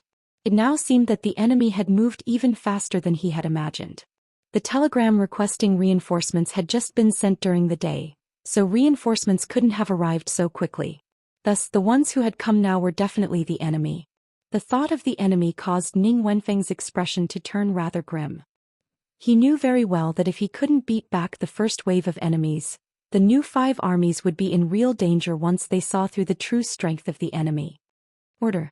All the commanders and soldiers of the provisional division are to move out with this division commander. Ning Wenfeng had decided that he would either not move or use all his strength. In order to not let the other party see through the true strength of the 5 fresh armies, he gave up on the idea of probing the strength of both sides. The moment he made his move, he would send all of his 15,000 soldiers to give the other party the impression that they were powerful.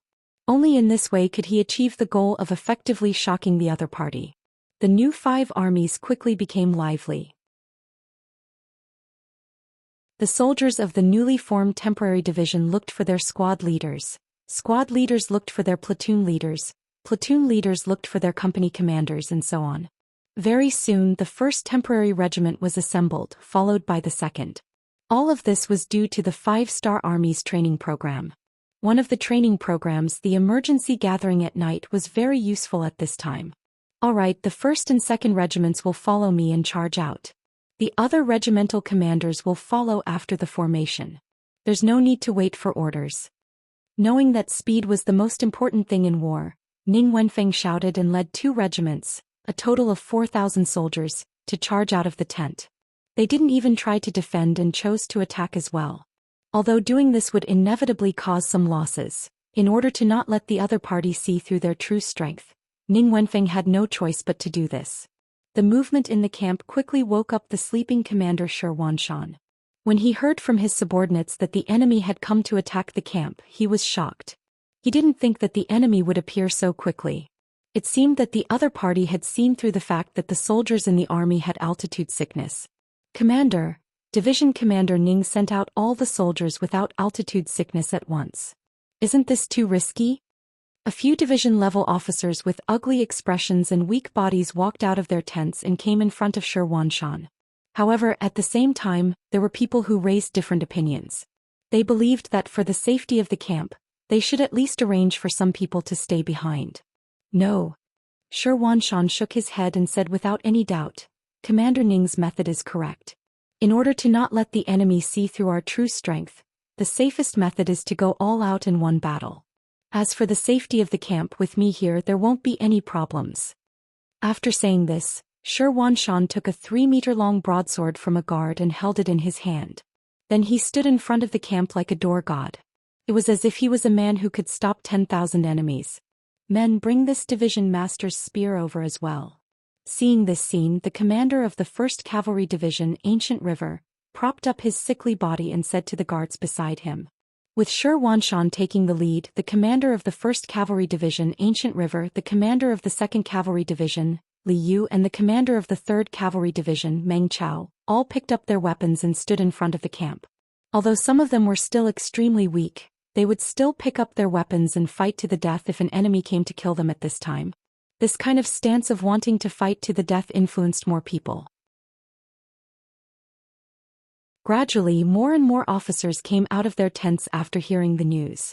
Finally, many soldiers also walked out of their tents with their sickly bodies, looking as if they were facing death with equanimity. As for Ning Wenfeng, he led 15,000 warriors and rushed out of the tent one after another, fighting with the monk soldiers who were coming at them. In the darkness, Monk Shali also couldn't see how many soldiers came from the 5-star army, so he didn't retreat immediately. Instead, he ordered the army to meet them head-on. Since this was a test, how could they know the strength of the other party without fighting? But when he made his move, Monk Shali still had an idea. He arranged for people to take a detour to the 5-star army's camp to see what was going on there. He had a feeling that the other party had sent out all the soldiers they could. If this was really the case, the 5-star army's camp would definitely be quiet, and he would have achieved the result of probing the other party's strength. Ning Wenfeng, who led the army to charge, was overjoyed when he saw that the monk soldiers didn't retreat after seeing him and instead charged towards him. What he was most worried about was that the other party would retreat. If that was the case, he didn't dare to guarantee that it was the right decision to send people to chase after them. Most importantly, he was worried that under such intense movement, the soldiers' bodies wouldn't be able to withstand it. Would there be a lack of oxygen? If the other party really retreated, he would be in a dilemma. Now that the enemy wasn't retreating, it gave him a good opportunity to annihilate them. In order to show the strength of the 5-star army, he had to grab this opportunity. Come on, let's outflank them. We can't let the enemy escape. Ning Wenfeng laughed heartily as he ordered the 5-star army behind him to surround the monk soldiers. Relying on their advantage in numbers, they quickly surrounded the monk soldiers. Shali was careful and didn't charge forward with all 4,000 soldiers. Instead, he left behind 1,000 veterans so that if there was a chance, he would kill his way into the 5-star army's camp and wreak havoc. And it was this action that saved his life. When he saw that the number of 5-star soldiers was increasing in the darkness, and they had already outnumbered them by 4 to 5 times, his expression became extremely ugly. Why are there so many 5-star army soldiers unharmed? Are they not afraid of altitude sickness? Or did they send out all the people they can? Or is this a trap to lure me into sending out troops? Shali was filled with doubts. He decided to send out scouts to report back to the 5-star army's camp before making a decision. During this time, he could only watch as the 3,000 soldiers he sent out were surrounded and slaughtered by the 5-star army. The 5-star army's numbers were too many. It was so many that even if Shali brought out 1,000 Tibetan soldiers, monk soldiers, they wouldn't be able to solve the problem. He could only hope that the 5-star Army's camp would be empty. After a huge battle, the 5-star Army's soldiers could be said to have killed to their heart's content. Out of the 3,000 Tibetan soldiers that were surrounded, 2,000 of them were new soldiers. They had never seen such a battle formation before. Being surrounded by so many people already made their hearts flustered. The enemy's numbers were also several times their own. When they fought, there would be several weapons aimed at them at the same time. It was truly impossible to guard against. The battle ended without any suspense. In just an hour, the 3,000 Tibetan soldiers were completely wiped out. During this time, under the command of Division Commander Ning Wenfeng, they didn't even take a single enemy captive. In a situation where their own strength was somewhat weak, keeping captives would only attract unnecessary trouble. Shali had already retreated halfway through the battle. The scouts he sent out had already sent back news. Outside the camp of the 5-star Army, the scouts saw countless soldiers of the 5-star Army standing there in a line. It was a huge crowd and there was no end to it. This discovery frightened the scout and he hurriedly reported back. When Shali heard the news, he was also shocked. He immediately turned around and left without caring about the soldiers that were being killed. This time the probing ended in a huge defeat. After Ning Wenfeng won this battle, he ordered the soldiers to chop off the heads of the Tibetan soldiers. He wanted to build a capital to intimidate the enemy. When he finished cleaning up the battlefield and returned to the camp, he saw Division Commander Zhou Xian leading a group of people to guard the entrance of the camp. The smart Ning Wenfeng quickly understood what had happened. He hurriedly took large strides forward and half knelt in front of Zhou Xian to beg for forgiveness. Division Commander, it is this subordinate's negligence. I sent out all the soldiers and didn't leave anyone behind to guard the camp. Please punish me. Zhou Xian reached out and helped Ning Wenfeng up. He said in a powerful voice, Division Commander Ning is innocent but meritorious. Your actions were correct. This was clearly the enemy's probing. If we couldn't beat them in one go, there would be endless trouble in the future.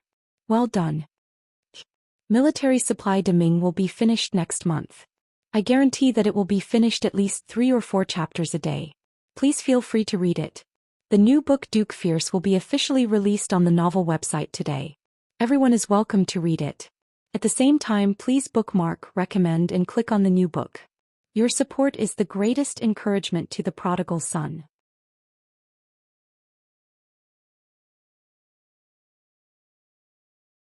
Chapter 1537.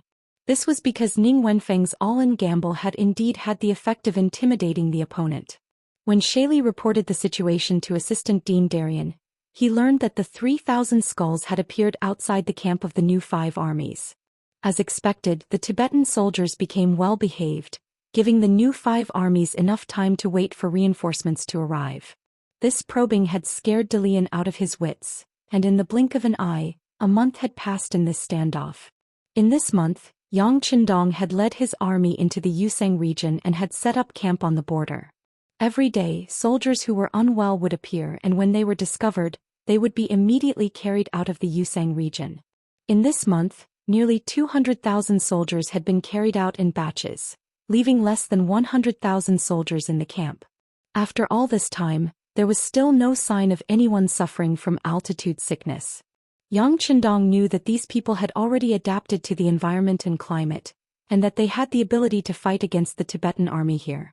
What was worth mentioning was that of the less than 100,000 soldiers left, the main force was the Mongolian and foreign divisions. This was especially true for the First Army of Russia.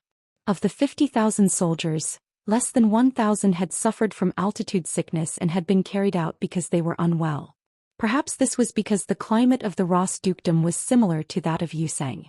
But regardless, this was a good thing. Yang Qindong immediately summoned the commander of the First Army of Russia, Ahuli, and the commander of the Mongolian Second Army, Erhe, and entrusted them with the mission of reinforcing the new 5 armies and capturing the Yusang region.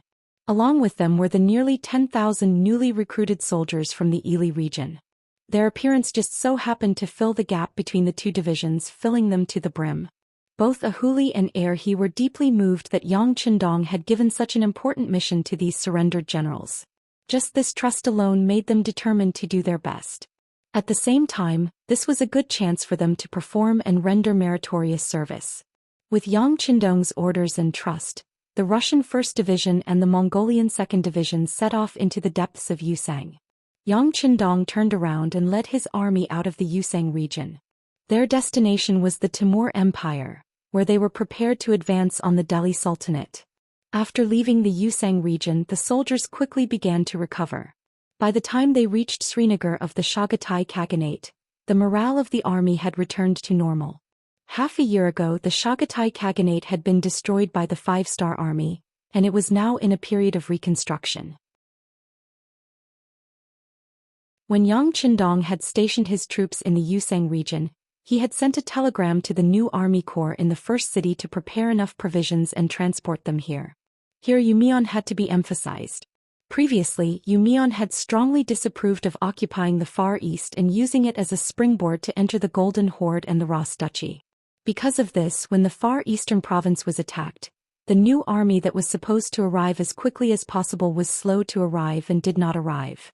In the end, it was only after Yang Qindong had personally left Zhou Xian city and arrived at the first city that Yumian reluctantly agreed to this war. In order to truly convince him, Yang Qindong had even made a 3-year bet with him.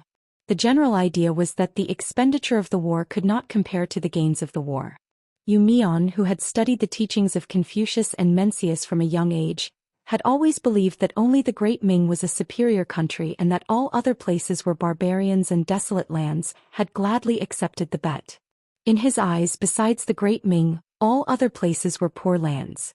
Even if they occupied those places and won the war, their gains would be limited. Otherwise, there would be no such thing as a militaristic war. However, the outcome of the war was so unexpected that even Yang Qindong himself did not expect that after destroying the Golden Horde and the Ras Duchy, the gains would be as much as 500 to 600 million silver taels. When he received this news, Yumian knew that he had lost and was sincerely convinced of his loss. Whenever Yang Qindong wanted to expand his territory, he would raise both hands in agreement. This time, after receiving Yang Qindong's order, Yumian, Tiger's Mane, and Yangtze made sufficient preparations. Other than leaving behind the necessary rations in the first city, the rest of the people were transported to Srinagar city to prove their determination to support this war. Not only that, they also sent a report to ask for instructions. If necessary, the new regiment could also send troops to participate. Yang Qindong was naturally happy to see the change in Yumian and the others' thinking. He needed provisions. The provisions brought by the army were given to the 1st Division of the Russian army and the 2nd Division of the Mongolian army. Now that the army was short of provisions, there was no need for reinforcements. He still had more than 200,000 people, which was enough to deal with the following situation. Just like this, when Yang Qindong brought the main army to Srinagar city, the city was already filled with provisions and was personally guarded by the 2nd Division of the Mongolian army. The commander of the 2nd Division of the Mongolian army, Nyo Duo, was also a Tiger general. He was arranged to be in charge of patrolling the area from the beginning to the end.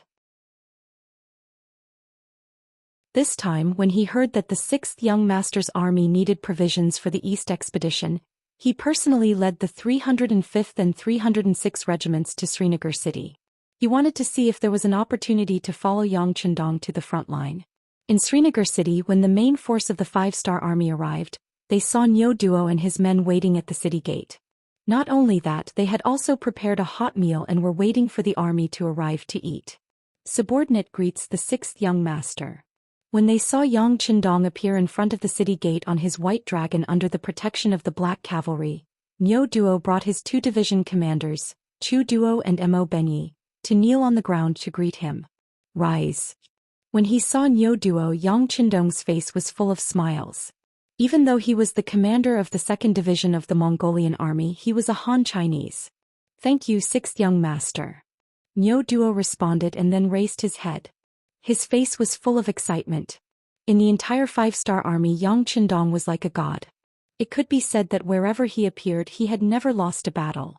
Wherever he pointed his sword, it would not take long before that place became one of Xianxia's new areas of influence. Since ancient times, there had never been a true Han that could achieve such a feat to be able to open up such a vast territory, to the point that when other races heard the name of Han, they could not help but reveal looks of reverence or tremble in fear. But Yang Qindong did it. He made the Han Chinese the most supreme race in the entire Asia region. Looking at the current situation, the status of the Han Chinese would spread to Europe, Africa, and even further. Just based on this, he should be respected by all the Han Chinese. When Yang Qindong saw the burning look in Niu Duo's eyes, he naturally knew what was going on. However, he was not arrogant. His goal was not achieved yet. He still needed to work hard. It was far from the time to relax and celebrate his victory. Commander Niu, thank you for your hard work. Yang Qindong said with a smile. Sixth young master, thank you for your hard work. The food has been prepared and the rations have been sent over. It is enough to feed the 200,000 soldiers for at least a year. Niu Duo took this opportunity to report the completion of his mission. Good, let's enter the city. Yang Qindong chuckled as he exerted force with his legs.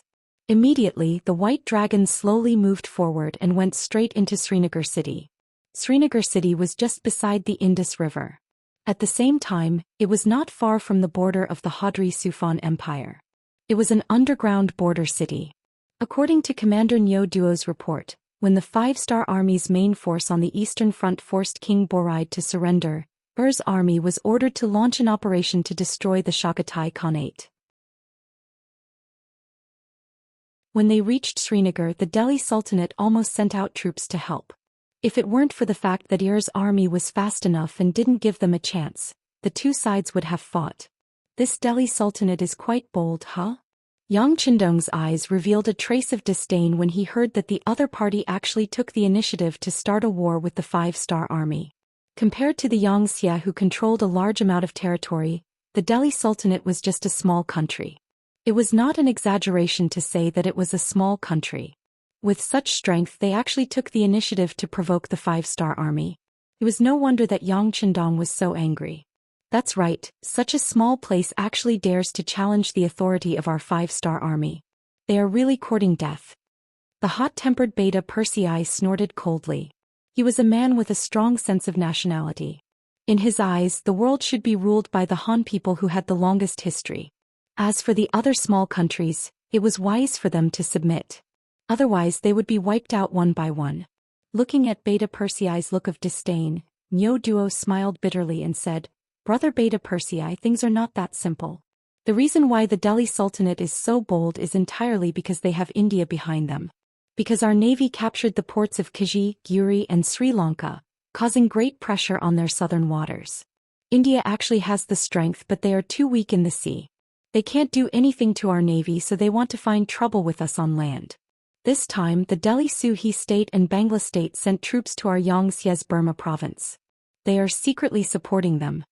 From Niu Duo's report, Beta Persei finally knew the whole story.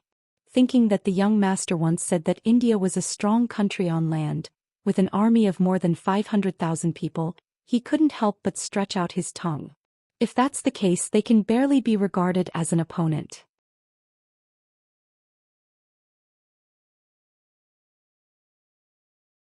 Chapter 1538. When Yang Qindong heard the same words, he had a different understanding. Wait, Commander Niu, what did you just say? Did you say that India is secretly supporting the Delhi Sultanate and Bangla? Yes. Niu Duo didn't understand what Yang Qindong meant and nodded. Oh, if it's just secretly, then the other side is still afraid of us. Well, let me think, it should be our navy that made them afraid. Yang Qindong had a confident smile on his face. Someone once asked, in the 15th century, was India stronger than the Ming dynasty? In fact, this question itself was problematic. Whether it was population or territory, the Ming dynasty was completely superior to India. But there were still people who asked this question, which showed that India still had some merits in some aspects. At least it was not a weak existence, otherwise there would not be such a problem. It was just that India had a fatal flaw, which made it difficult for them to expand even though they had a large population. That was because they were too poor. The size of their territory was too small compared to the population of tens of millions, and India had not developed naval forces. Although there were already fishing boats in the sea, they were far inferior in terms of scale, size, and function. Without enough naval forces, they could only rely on land. It was no wonder that they were poor. They were poor and unable to expand, which was also the root of their weakness. This was also the main reason why the five-star army's navy could easily take down some coastal towns in the south, and they did not dare to fight back. As Niu Duo said, they could not do anything to the five-star army's navy at sea, but with more than 500,000 soldiers, they could compete with the five-star army on land. It was just that India was not sure of winning, so they first instigated the Delhi Sultanate to test the strength of the five-star army. But did they not know the horror of the five-star army's army? Being able to destroy the Golden Horde and the Timur Empire was enough to explain everything. Originally, Yang Qindong wanted to deal with the Delhi Sultanate and Bangla this time to solve the siege of Myanmar. It seemed that he would have to take them down as well. As the largest country in the South Asian subcontinent, once it became one of Xianxia's territories, the situation in Asia would completely change. After thinking that after taking down India, the whole of Asia would be included in Xianxia's territory, Yang Qindong's eyes flashed with a glimmer of light. Niu Duo saw all of this and felt that his chance had come. He immediately knelt down and said, "Sixth young master, Niu Duo requests to fight on behalf of our army." "Alright, I got it. You'll be in charge of the food supply first." Yang Qindong looked at Niu Duo and nodded, indicating that he understood this matter. Yang Qindong agreed. Regardless of whether or not Yang Qindong's army would participate in the war, they would still be rewarded after winning the war. Satisfied, Niu Duo retreated. After there was no one else in the tent, Beta Persei asked curiously, "Young master, should we send a message to Shurching and ask them to send 2 more armies?" Why? Yang Qindong looked sideways at Beta Persei and said with a confident smile, "We don't need any reinforcements to fight a small India." Yang Qindong did have such confidence, and this confidence came from the navy. Yesterday he happened to see a telegram. Long Yuntian's division just happened to be resting near the Indian Ocean, so he could send a telegram to ask them to participate. When the time comes, he would like to see how India will defend under the attack from both sides. Moreover, Yang Qindong now had 2 cold vanguard divisions in his hands. This time, among the provisions that Niu Duo transported, there was a lot of ammunition. With this advantage, it wouldn't take much effort to attack a primitive India, other than spending some time. If it weren't for the fact that the goal of destroying India wasn't in the previous battle plan, he wouldn't even need the reinforcements. Yang Qindong's troops rushed to Srinagar with an army of more than 200,000. When the news reached the Delhi Sultanate, it really scared King Bala Lodi. It must be said that Lodi has some ability, otherwise outsiders wouldn't call the current sultanate the Lodi dynasty. But because of his special geographical location, it is too difficult to really develop and grow. Not to mention other things, neighboring India has been eyeing him covetously, giving people the feeling that if they are not careful they may be swallowed up. Just like how Lodi can become the king of the Delhi Sultanate, India must first recognize him. For this reason he has also tried to get rid of the shackles imposed on him, but unfortunately the territory is too small and the population is too small. It is easier said than done to really develop the Sultanate. Now not only does India keep an eye on him, the even more powerful 5-star army has been summoned, giving Lodi nothing but a headache. Previously, the great Khan of the Timur Empire Amur had sent an envoy. The general idea was that as long as Lodi was willing to help Bangla send troops to Xianxia's Myanmar province, once they beat back the 5-star army, he would help them become even stronger and break away from the threat of India. It was precisely for this reason that Lodi, after careful consideration, decided to work with Bangla to send troops to Myanmar province. But not long after, the Timur Empire was destroyed. When he heard this news, Lodi was somewhat dumbfounded, and he began to regret his previous decision. Then he received news that the main force of the 5-star army was heading straight for Yusang, allowing him to relax a little. Then he placed his hopes on Yusang giving the 5-star army a hard time. If that was the case, they probably wouldn't come to deal with him. After all, he had contributed to the unification of Yusang and had lent troops to them. But he had never expected that in just a little more than a month, the main force of the 5-star army would actually arrive at Srinka and appear in front of him. This truly frightened Lodi. He immediately sent someone to India's King Nehru for help and was willing to submit to him. There was nothing he could do. Compared to submitting to India, he could at least keep his title and property, and he could even have a chance to rebel. But putting aside the fact that all his opponents in the 5-star army had been wiped out, all the kings had either died in battle or become prisoners. Just thinking about the consequences gave him a headache. After the messengers were sent out, Rodi spent every day in fear and trepidation, but he did not receive any reply from India. He thought that things might be going in the worst direction, and he was afraid that India would not help him this time. At this moment Lodi couldn't help but curse Nehru. Earlier, when he had sent troops to Myanmar, he had asked to borrow food to test India's attitude. The result was naturally that he had borrowed the food. This made Lodi understand that attacking Myanmar was also something that India wanted to see, which was why he had dared to act. But now, seeing that Yang Qindong had destroyed the Timur Empire and was extending his tentacles, Nehru was terrified and didn't care about him anymore. This was truly turning his back on him. He had thought of the most vicious words in his heart just to curse Nehru. But it was useless. If India didn't act, they wouldn't send troops. Was he supposed to face the main force of the five-star army alone? That was an army of more than 200,000 soldiers, and it was said that they had the best firearms in the world. This kind of opponent made Lodi feel powerless even before the battle. It wasn't that he hadn't thought of surrendering, but after thinking about it for a while he still suppressed the idea. There were some things that one wouldn't be willing to give up before trying them out. He still had a glimmer of hope in his heart.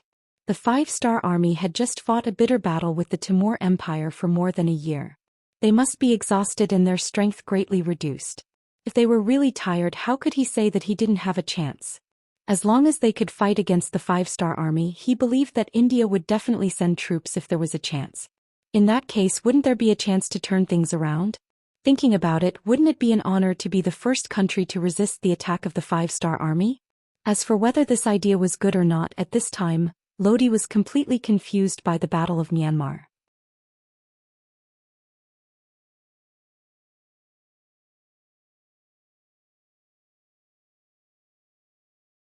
Chapter 1539. The capital of India, Mumbai. King Jawaharlal Nehru was in a very bad mood compared to a while ago. First, the navy of the five-star army had captured Kuji and Gurishing, greatly threatening his safety. This made Nehru finally realize how important it was to have a strong navy. Soon after, the land forces of the five-star army had appeared in the west and besieged the various khaganates. The impulsive Nehru had even been prepared to send out his troops when the five-star army fought with the khaganates. In his view, if the navy could not compare to the five-star army, how could he not win on land? But in the end, reason prevailed over impulse. Before the situation became clear, he wanted to continue waiting and watching. And it was this wait and watch that caused a heaven-shaking change in the war situation. In the span of a few months, the Turi king had surrendered and the Kazakh khaganate Kagan had been captured. At the beginning of spring, the Timur Empire was struck by internal strife. The great Khan of Amur had broken out of the encirclement and fled, and no one knew where he had gone. Only now did Nehru realize the severity of the situation. But it was already too late for him to send out his troops. Fortunately, he soon learned that the main force of the five-star army had not come to his side, but to the Yusang cavalry. This allowed him to breathe a sigh of relief. But with the previous example, Nehru no longer dared to be careless. He began to mobilize his troops, even beginning to mobilize them in advance so that he could prepare for a future battle. And it was at this moment that several Western warships appeared outside the harbor of Mumbai, giving him a fright. But his fright quickly turned to joy. These Western warships had not come to deal with them but to sell them weapons. It was clear that the constant expansion of the five-star army from east to west had made some Western countries afraid. Thus, they had set their sights on large countries like India, selling them weapons so that they could fight with the five-star army and wear down their strength, increasing their chances of victory. Although he had spent a significant amount of money, in Nehru's view, it was all worth it. Only with enough firearms could he stabilize his position, and with a high enough position, would he still have to worry about not being able to earn money? Now that they had firearms, 500 cannons and 3,000 muskets, Nehru had spent a lot of money to buy them. This gave Nehru more confidence. After giving the firearms to the imperial guards, all of them wanted to wait until they got used to it before going to cause trouble for the five-star army. Weren't those khanates recently defeated? Their foundation should be very poor, right? It was just the right time for him to send troops to snatch them. As for whether or not it would cause the five-star army to hate him, those territories were originally ownerless. If you can snatch them, why can't we? Just as Nehru was still dreaming about sending the five-star army to attack from the rear, the enemy had already made their way here. Their target was none other than his neighbor, the Delhi Sultanate. To the Delhi Sultanate, it was like a fat piece of meat beside a tiger's den. In Nehru's eyes, it was something that could be eaten at any time. The reason why he hadn't made a move yet was because he was waiting for an opportunity. Now that the five-star army wanted to swallow this fat piece of meat, how could he agree? The opportunity that Nehru was waiting for was for the Delhi Sultanate to send troops to fight with the five-star army. When their strength was exhausted, he would make a move and obtain the greatest victory with the least cost. However, he was thinking of sending troops to guide the Sultanate and Bangla to jointly attack Myanmar. He didn't mean that the five-star army would attack and take the initiative to deal with the Sultanate, which would threaten his own safety. Nehru wouldn't sit back and watch such a thing happen. He summoned his officials to discuss the matter of supporting the Delhi Sultanate. The officials below also gave suggestions, but most of their opinions were very unified. They didn't need to send troops first, they only needed to send envoys. They needed to properly warn the five-star army and tell them that India and the Sultanate had been friendly countries for hundreds of years. If the five-star army sent troops, they would definitely not stand by and watch. Obviously, this was because the five-star army's previous action of destroying the Khaganate had frightened everyone. Unless it was necessary, they really didn't want to be enemies with a powerful enemy like the five-star army. Therefore, they thought that sending someone to warn the five-star army was enough. Until now, the Indians still had their own pride. They thought that they were still very strong and the five-star army definitely wouldn't ignore their warning. This country that could carry dozens of people on motorcycles in the future did indeed have a strange side to them. What they didn't know was that this time the five-star army's target was them. As for their arrogant belief that no one dared to provoke them, it wasn't even worth a fart in front of the five-star army. If not for the fact that the five-star army had already been fighting for many years against the Golden Horde, the Ras Duchy and the Timur Empire and the other Khaganates, Yang Chendong would have long ago set his sights on them. There was no reason for him to miss this opportunity. His original intention was for the army to rest and reorganize. As someone who came later, Yang Chendong was keenly aware of how frightening the consequences would be if the army became tired of fighting. The omniscient Yang Chendong had clearly made an error in judgment on this matter. When he decided to lead the army from the Yusang division to India, both the generals and the soldiers were inexplicably excited. This was an innumerable amount of military merit. For those soldiers who wanted to return home in glory or those who had great ambitions, this was an excellent opportunity. They were used to hardship, and now that they had finally found a way to make a fortune, how could they be so easily at ease? Yes, military merit was a shortcut to promotion in the eyes of many soldiers, and it was also a way to make a fortune. In the eyes of these people, not having a war to fight was the most frightening thing. How could they possibly be tired of fighting? After Yang Chendong realized that he had made an error in judgment, he actually became happy. Since this was the case, he had to follow this fighting spirit and do even more things such as destroying India. This country where the majority of the population lived on Earth wasn't as prosperous as it used to be. According to the intelligence reports, 80% of the people had yet to solve the problem of food and clothing, creating enough conditions for them to take down India. They were not invading but liberating the toiling masses. With this thought in mind, Yang Chendong had no misgivings when he set out. From Srinagar to the south, his first target was the Siur city of the Delhi Sultanate. As a border city, the Delhi Sultanate hadn't garrisoned many soldiers here. This was probably because their neighbor, the Chagatai Khaganate, was also extremely weak and would never dare to start a war. Without a large garrison, the city was naturally very small and couldn't stop the 200,000-some soldiers of the five-star army's main force. Seeing this, the commanding general, Singhal, decided to give up on this border city. Instead, he gathered his army of 60,000 and retreated to Lahore, putting on the appearance that he was going to fight to the death here. Although it was called a fight to the death, it was actually just Singhal defending. Lahore, which was near the city walls, was considered sturdy and tall.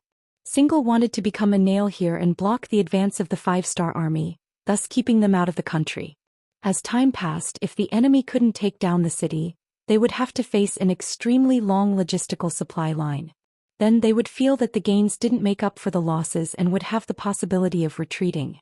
It was unknown if Singhal was too arrogant or if they had underestimated the five-star army. When the news reached Yang Chendong, who had already taken over Siur city without shedding a single drop of blood, He immediately asked the intelligence personnel who were familiar with the terrain to set up a sand table. When he saw a road to the west of Lahore, his eyes lit up and he asked, "What's going on with this road? Where does it lead to?" Reporting to the sixth young master, this road belongs to India. When they first opened this road, it was to make it convenient for them to send troops from their country to the Chagatai Khanate and other places. In view of their strength, the Sultanate could only bow its head and admit defeat, the intelligence personnel said excitedly. Being able to report the situation to the sixth young master in person was enough for him to brag to his brothers when he went back. Hearing this, Yang Qindong couldn't help but laugh out loud. Previously he was wondering if he could enter India as quickly as possible and catch the enemy off guard. He didn't think that there really was such a road, and it was even built by India themselves. This was really asking for trouble. When the road was first built, the Indians probably didn't think that this road, which they could go out and fight at any time, would become a shortcut for others to enter their country. Okay, order the world's first cavalry army to be the left vanguard, and the new army to be the right vanguard. The two armies will choose this road to enter India first. Again, don't focus on snatching territory and try to eliminate as much of the enemy's strength as possible. Yang Qindong, who was overjoyed, pointed at the road and said immediately. There were already people at the side who were in charge of recording and waiting to convey the order at any time. The two rapid response cavalry armies that received the mission only took 4 hours to assemble the army, and they quickly set off with only 7 days' worth of rations. This time they didn't even arrange for the logistics and forage vehicles. According to the thoughts of the two commanders, as long as they could catch India off guard, wouldn't they be able to eat and drink everywhere when the other party wasn't on guard? Would they still have to worry about food? The two vanguard cavalry armies set off first. After only staying in Seor for 2 days, Yang Qindong left a division of less than 10,000 men behind to guard the city, and continued to lead the main army south. This time their target was Lahore.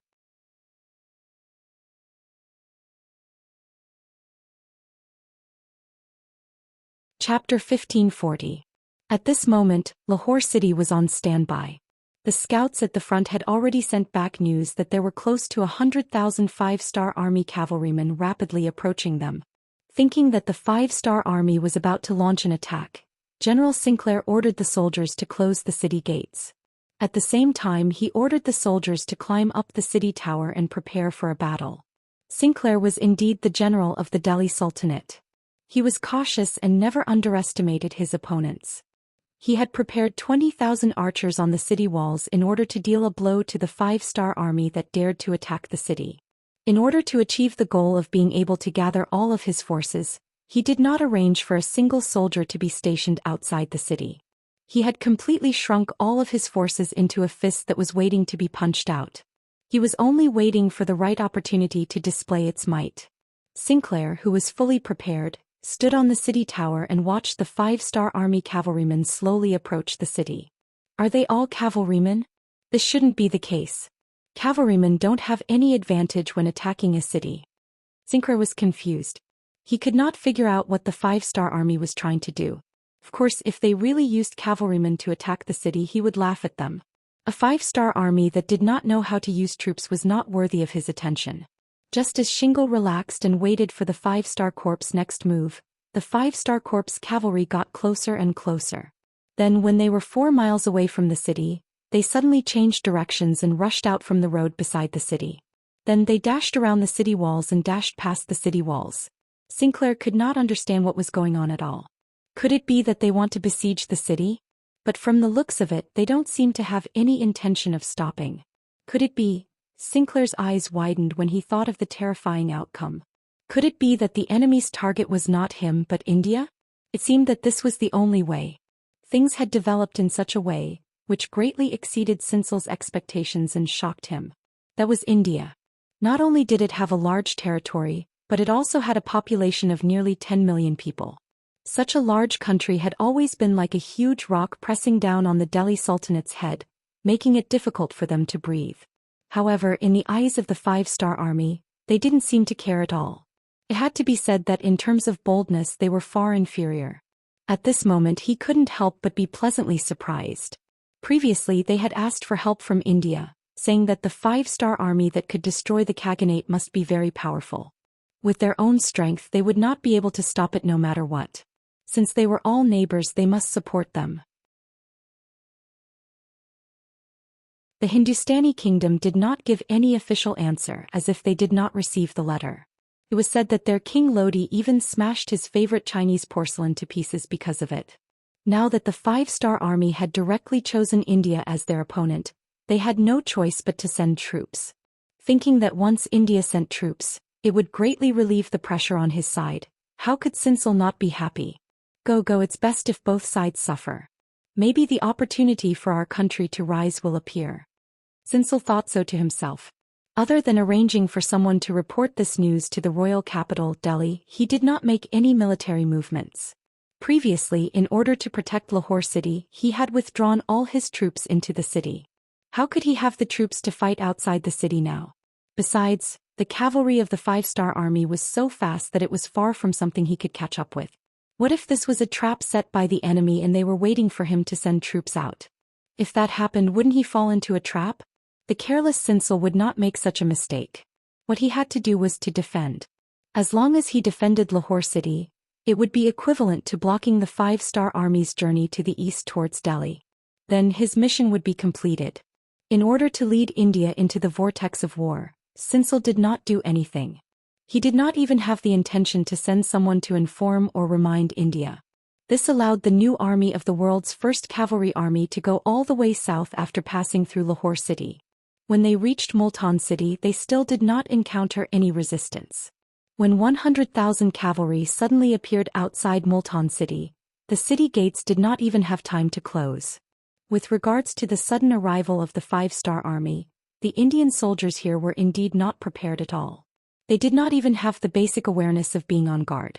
They watched as the cavalry entered the city and the 2,000 Indian soldiers in the city were slaughtered.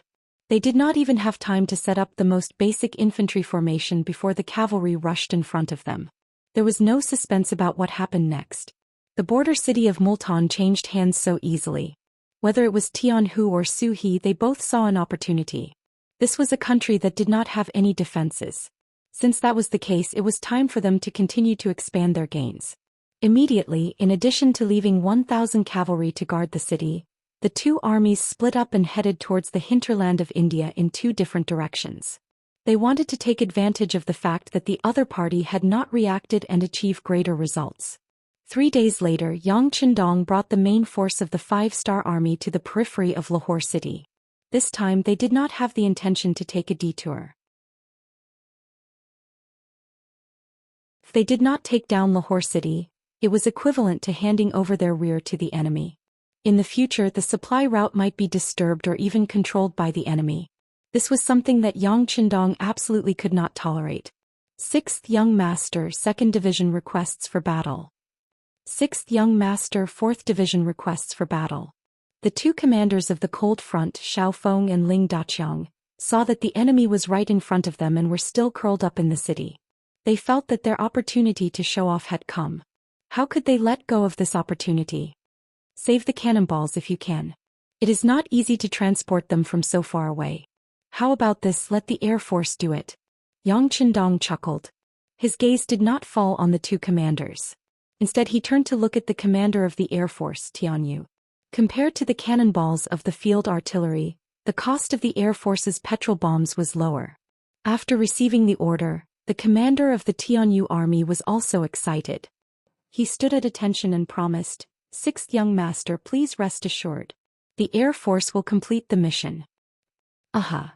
Yang Qindong nodded. Even the Golden Horde king of the Golden Horde could be destroyed if he wanted. It was just a small city like Lahore. He was full of confidence in the Air Force. After giving Tianyu a look of trust, Yang Qindong's gaze fell on the two commanders of the cold front. You two should also go and prepare. It will not be long before the enemy breaks through. That will be the time for you to show off your power. Remember, capture them alive if you can. We do not have enough manpower right now. Yes. Xiaofeng and Ling Daqiang did not show any disappointment. Capturing captives had always been their strength. As for not being able to get the credit, it could not be helped. After all, the Air Force could fly in the sky. After the 5-star army arrived, they began to make preparations. But because it was already late and considering the problem of the hot air balloon taking off and being surrounded on all sides, they had to rest for the night. On the city tower of Lahore, Shingle looked bitterly at the 5-star army's encampment that stretched for more than 10 miles outside the city. They finally came, and as soon as they arrived, they surrounded the city and put on a determined look. Did they not know that Lahore would not be easy to attack under his long-term preparations? Weren't they worried that if they stayed here for too long, once the Indian army reacted, not only would the 100,000 cavalrymen be chased out, but the more than 100,000 5-star soldiers outside the city might also be chased out? Forget it. Since you must attack the city, let's see who has more means. Shingle shook his head and walked down the tower. At this moment he did not have much worry in his heart. In his view, although the 5-star army had more people than him, they did not have enough of an advantage. Under his early preparations, it was really impossible for these people to attack the city. Thinking of the bows, arrows, kerosene, sleepers, boulders and other things that he had prepared in the city, he was relieved. That night Shingle had a good sleep. In his dream he saw the 5-star army failing to attack the city. In the end, the Indian army finally reacted and chased the 5-star army away. In the end, the dream was still a dream. At dawn, the guards woke him up. After breakfast, Shingle walked up the tower in his general's armor. He knew very well that the 5-star army would definitely launch a siege today, but he did not know if it was mainly to test the waters or if they would really attack fiercely. He had heard that the 5-star army used powerful artillery, but he did not know how destructive those things were. Shingle, who did not even know the power of artillery, was indeed a little ignorant. If he had seen the way the 5-star army's firearms attacked a city, he would not be so confident now. Of course, it was precisely because of the help of these firearms that attacking a city was a piece of cake for the cold front warriors. In front of powerful artillery, what was the difference between the so-called strong walls and paper? The weather was good and very suitable for flying. In the morning, Division Commander Sun Lixing commanded a total of 50 hot air balloons to rise into the sky. He also personally boarded a hot air balloon and commanded the battle from the sky. The territory of Lahore was not very large. There were only 60,000 soldiers and less than 100,000 civilians. It was not worth using too many hot air balloons. These 50 hot air balloons were enough. Military supply de Ming will be finished next month. I guarantee that it will be finished at least 3 to 4 chapters a day. Please read it without worry. The new book, Duke Fierce, will be officially published on the novel website today. You are welcome to read it. At the same time, please bookmark, recommend and click the new book. Your support is the greatest encouragement to the prodigal son.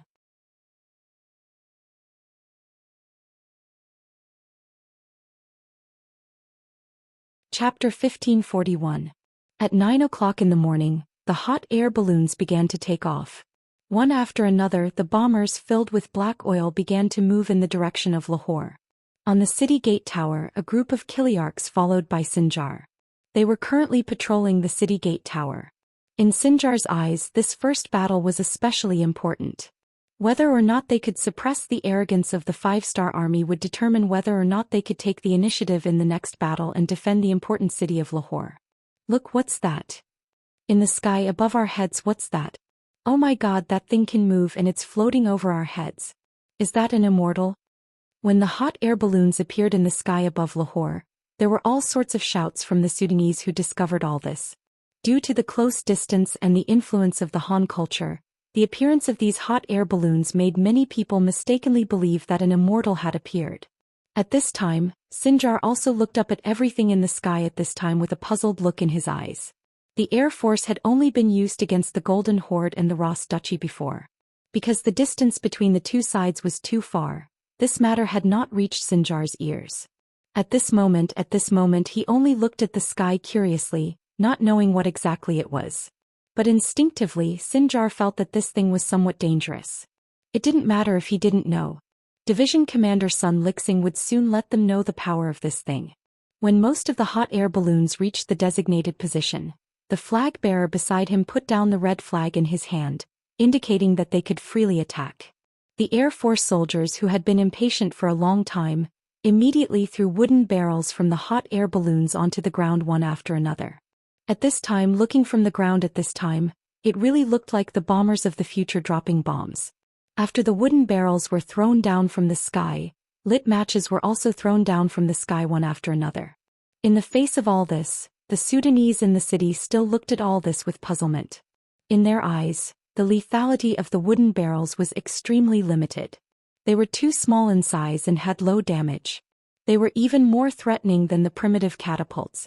Of course, this perception would soon be overturned. When the wooden barrel fell to the ground, a large amount of black liquid flowed out.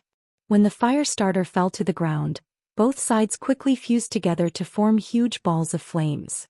That kind of scorching feeling, that kind of destructive power began to be astonishingly revealed. The black oil that could not be extinguished with water grew bigger and bigger, incinerating everything it came into contact with. As more and more houses and even some granaries containing military rations were set ablaze, Sinjar and the Sudanese soldiers in the city began to panic. For the sake of the mission, they could see the people's houses being destroyed, and they could also see the people being burned to death right in front of them. Even if it was war, would there always be sacrifices?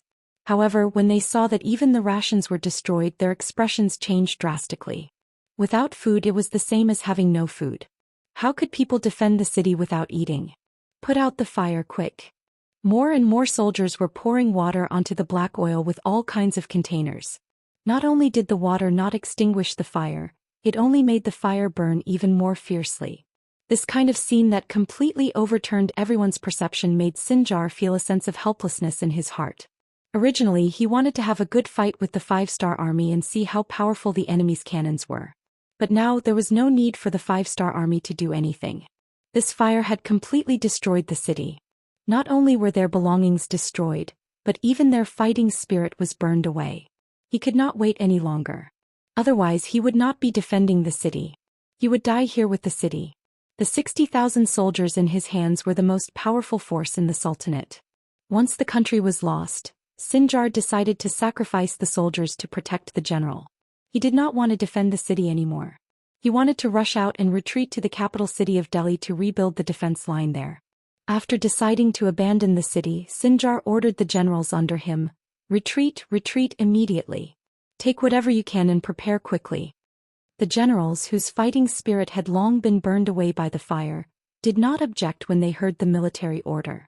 Everyone dispersed and began to assemble their own armies, preparing to choose the nearest city and charge out.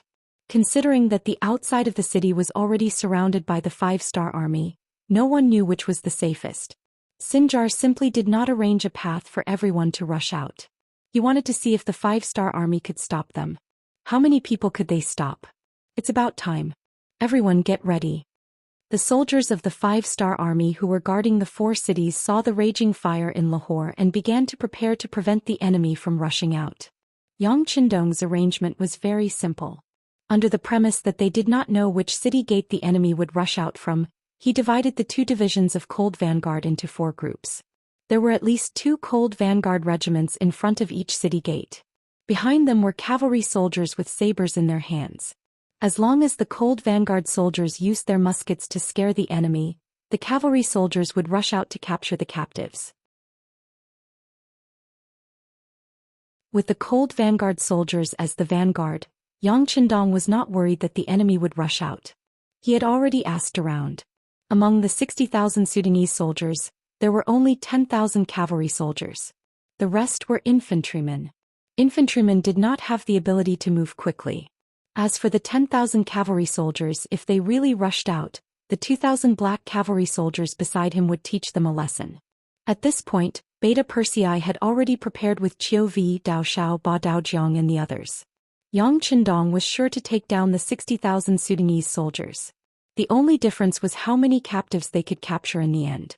Sinjar, who was completely unaware of this, was already preparing to rush out of the south gate with 10,000 cavalry soldiers. The reason why he chose the south gate was intentional. If he had to choose to return to the capital, the east gate was undoubtedly the closest. However, he did not choose it because he wanted to catch the 5-star army off guard. As long as he rushed out of the city, he would only need to adjust his direction slightly to turn east and rush back to the capital. With 10,000 cavalry soldiers, he rushed out while the fire was still burning in the city. When the southern city gate suddenly opened, the eyes of 2nd Division Lung Feng, who was guarding here, lit up. The reason he was guarding the south gate was because he was taking a gamble. Even the 6th young master did not know about the enemy's plan to break out. Who else could? Picking a random gate to guard was mostly a matter of luck. Xiao Feng's eyes lit up when he saw more and more cavalrymen running out of the gates. He knew that there were only 10,000 cavalrymen in the city. Now that he had caught such a big fish, how could he not be happy? Everyone get ready for battle. Machine gun company, prepare enough bullets. Don't be afraid of wasting bullets. Immediately send someone to report to the 6th young master that the enemy cavalry has appeared at the south gate. Quick. Xiao Feng continuously gave out orders. He also walked to the front of a heavy machine gun and placed his finger on the trigger. He was ready to enjoy himself. Among the cavalry soldiers, Sinclair was completely unaware of all this. Even though he saw the 5-star army when he opened the gate, he did not hesitate to give the order to attack. Since there were 5-star army outside the 4 cities, he just had to choose the enemy in front of him to attack. Charge! 10,000 cavalrymen poured out of the city gate, forming a huge aura. It was said that more than 10,000 soldiers were boundless. When these 10,000 cavalrymen formed a line and overlapped each other, the impression they gave off could be described as majestic. If it was a timid person, not to mention counterattacking, it would already be considered good if they could stand there without trembling. However, when the same formation was placed in front of the experienced soldiers of the Cold Vanguard, it was like a child's play. They did not forget that the 6th young master led 2,000 black cavalry soldiers and defeated 100,000 Baiming Liaodong heavy cavalry soldiers. That was what the Cold Vanguard soldiers should have done. After that incident, many people were envious of them. If the 6th young master could defeat 100,000 cavalry soldiers with 2,000 soldiers, wouldn't it be too easy for them to defeat 10,000 soldiers with 4,000 soldiers? Therefore, none of the soldiers showed any fear when facing the enemy cavalry. On the contrary, they were all filled with battle intent. They only felt that the enemy had sent too few cavalry soldiers. As the commander, Xiao Feng was also very excited. When he saw that the enemy cavalry had all left the city and started charging, he shouted to the messenger beside him, "Order the artillery battalion to fire. Scatter the cannons and fire 2 shots at the front. Disrupt the cavalry formation." The reason why cavalry had a crushing advantage against infantry soldiers was because of their collective charging formation. With the advantage of speed and endless charging force, there were very few infantry soldiers who could resist them. The purpose of the cannons was to disrupt the enemy's formation and suppress the advantage of cavalry soldiers to the lowest point. When that happened, they could do whatever they wanted. After receiving the order, the messenger quickly turned around and ran. The artillery battalion had already taken out the cannons from the wooden boxes and were waiting for the order to fire. On the other hand, the 10,000 cavalrymen led by Sinclair were still clueless. They continued to charge forward using the most primitive method. You're tuning in to the Zhou Xian's Legacy YouTube channel. Don't forget to subscribe and join us on this journey to catch the most captivating stories.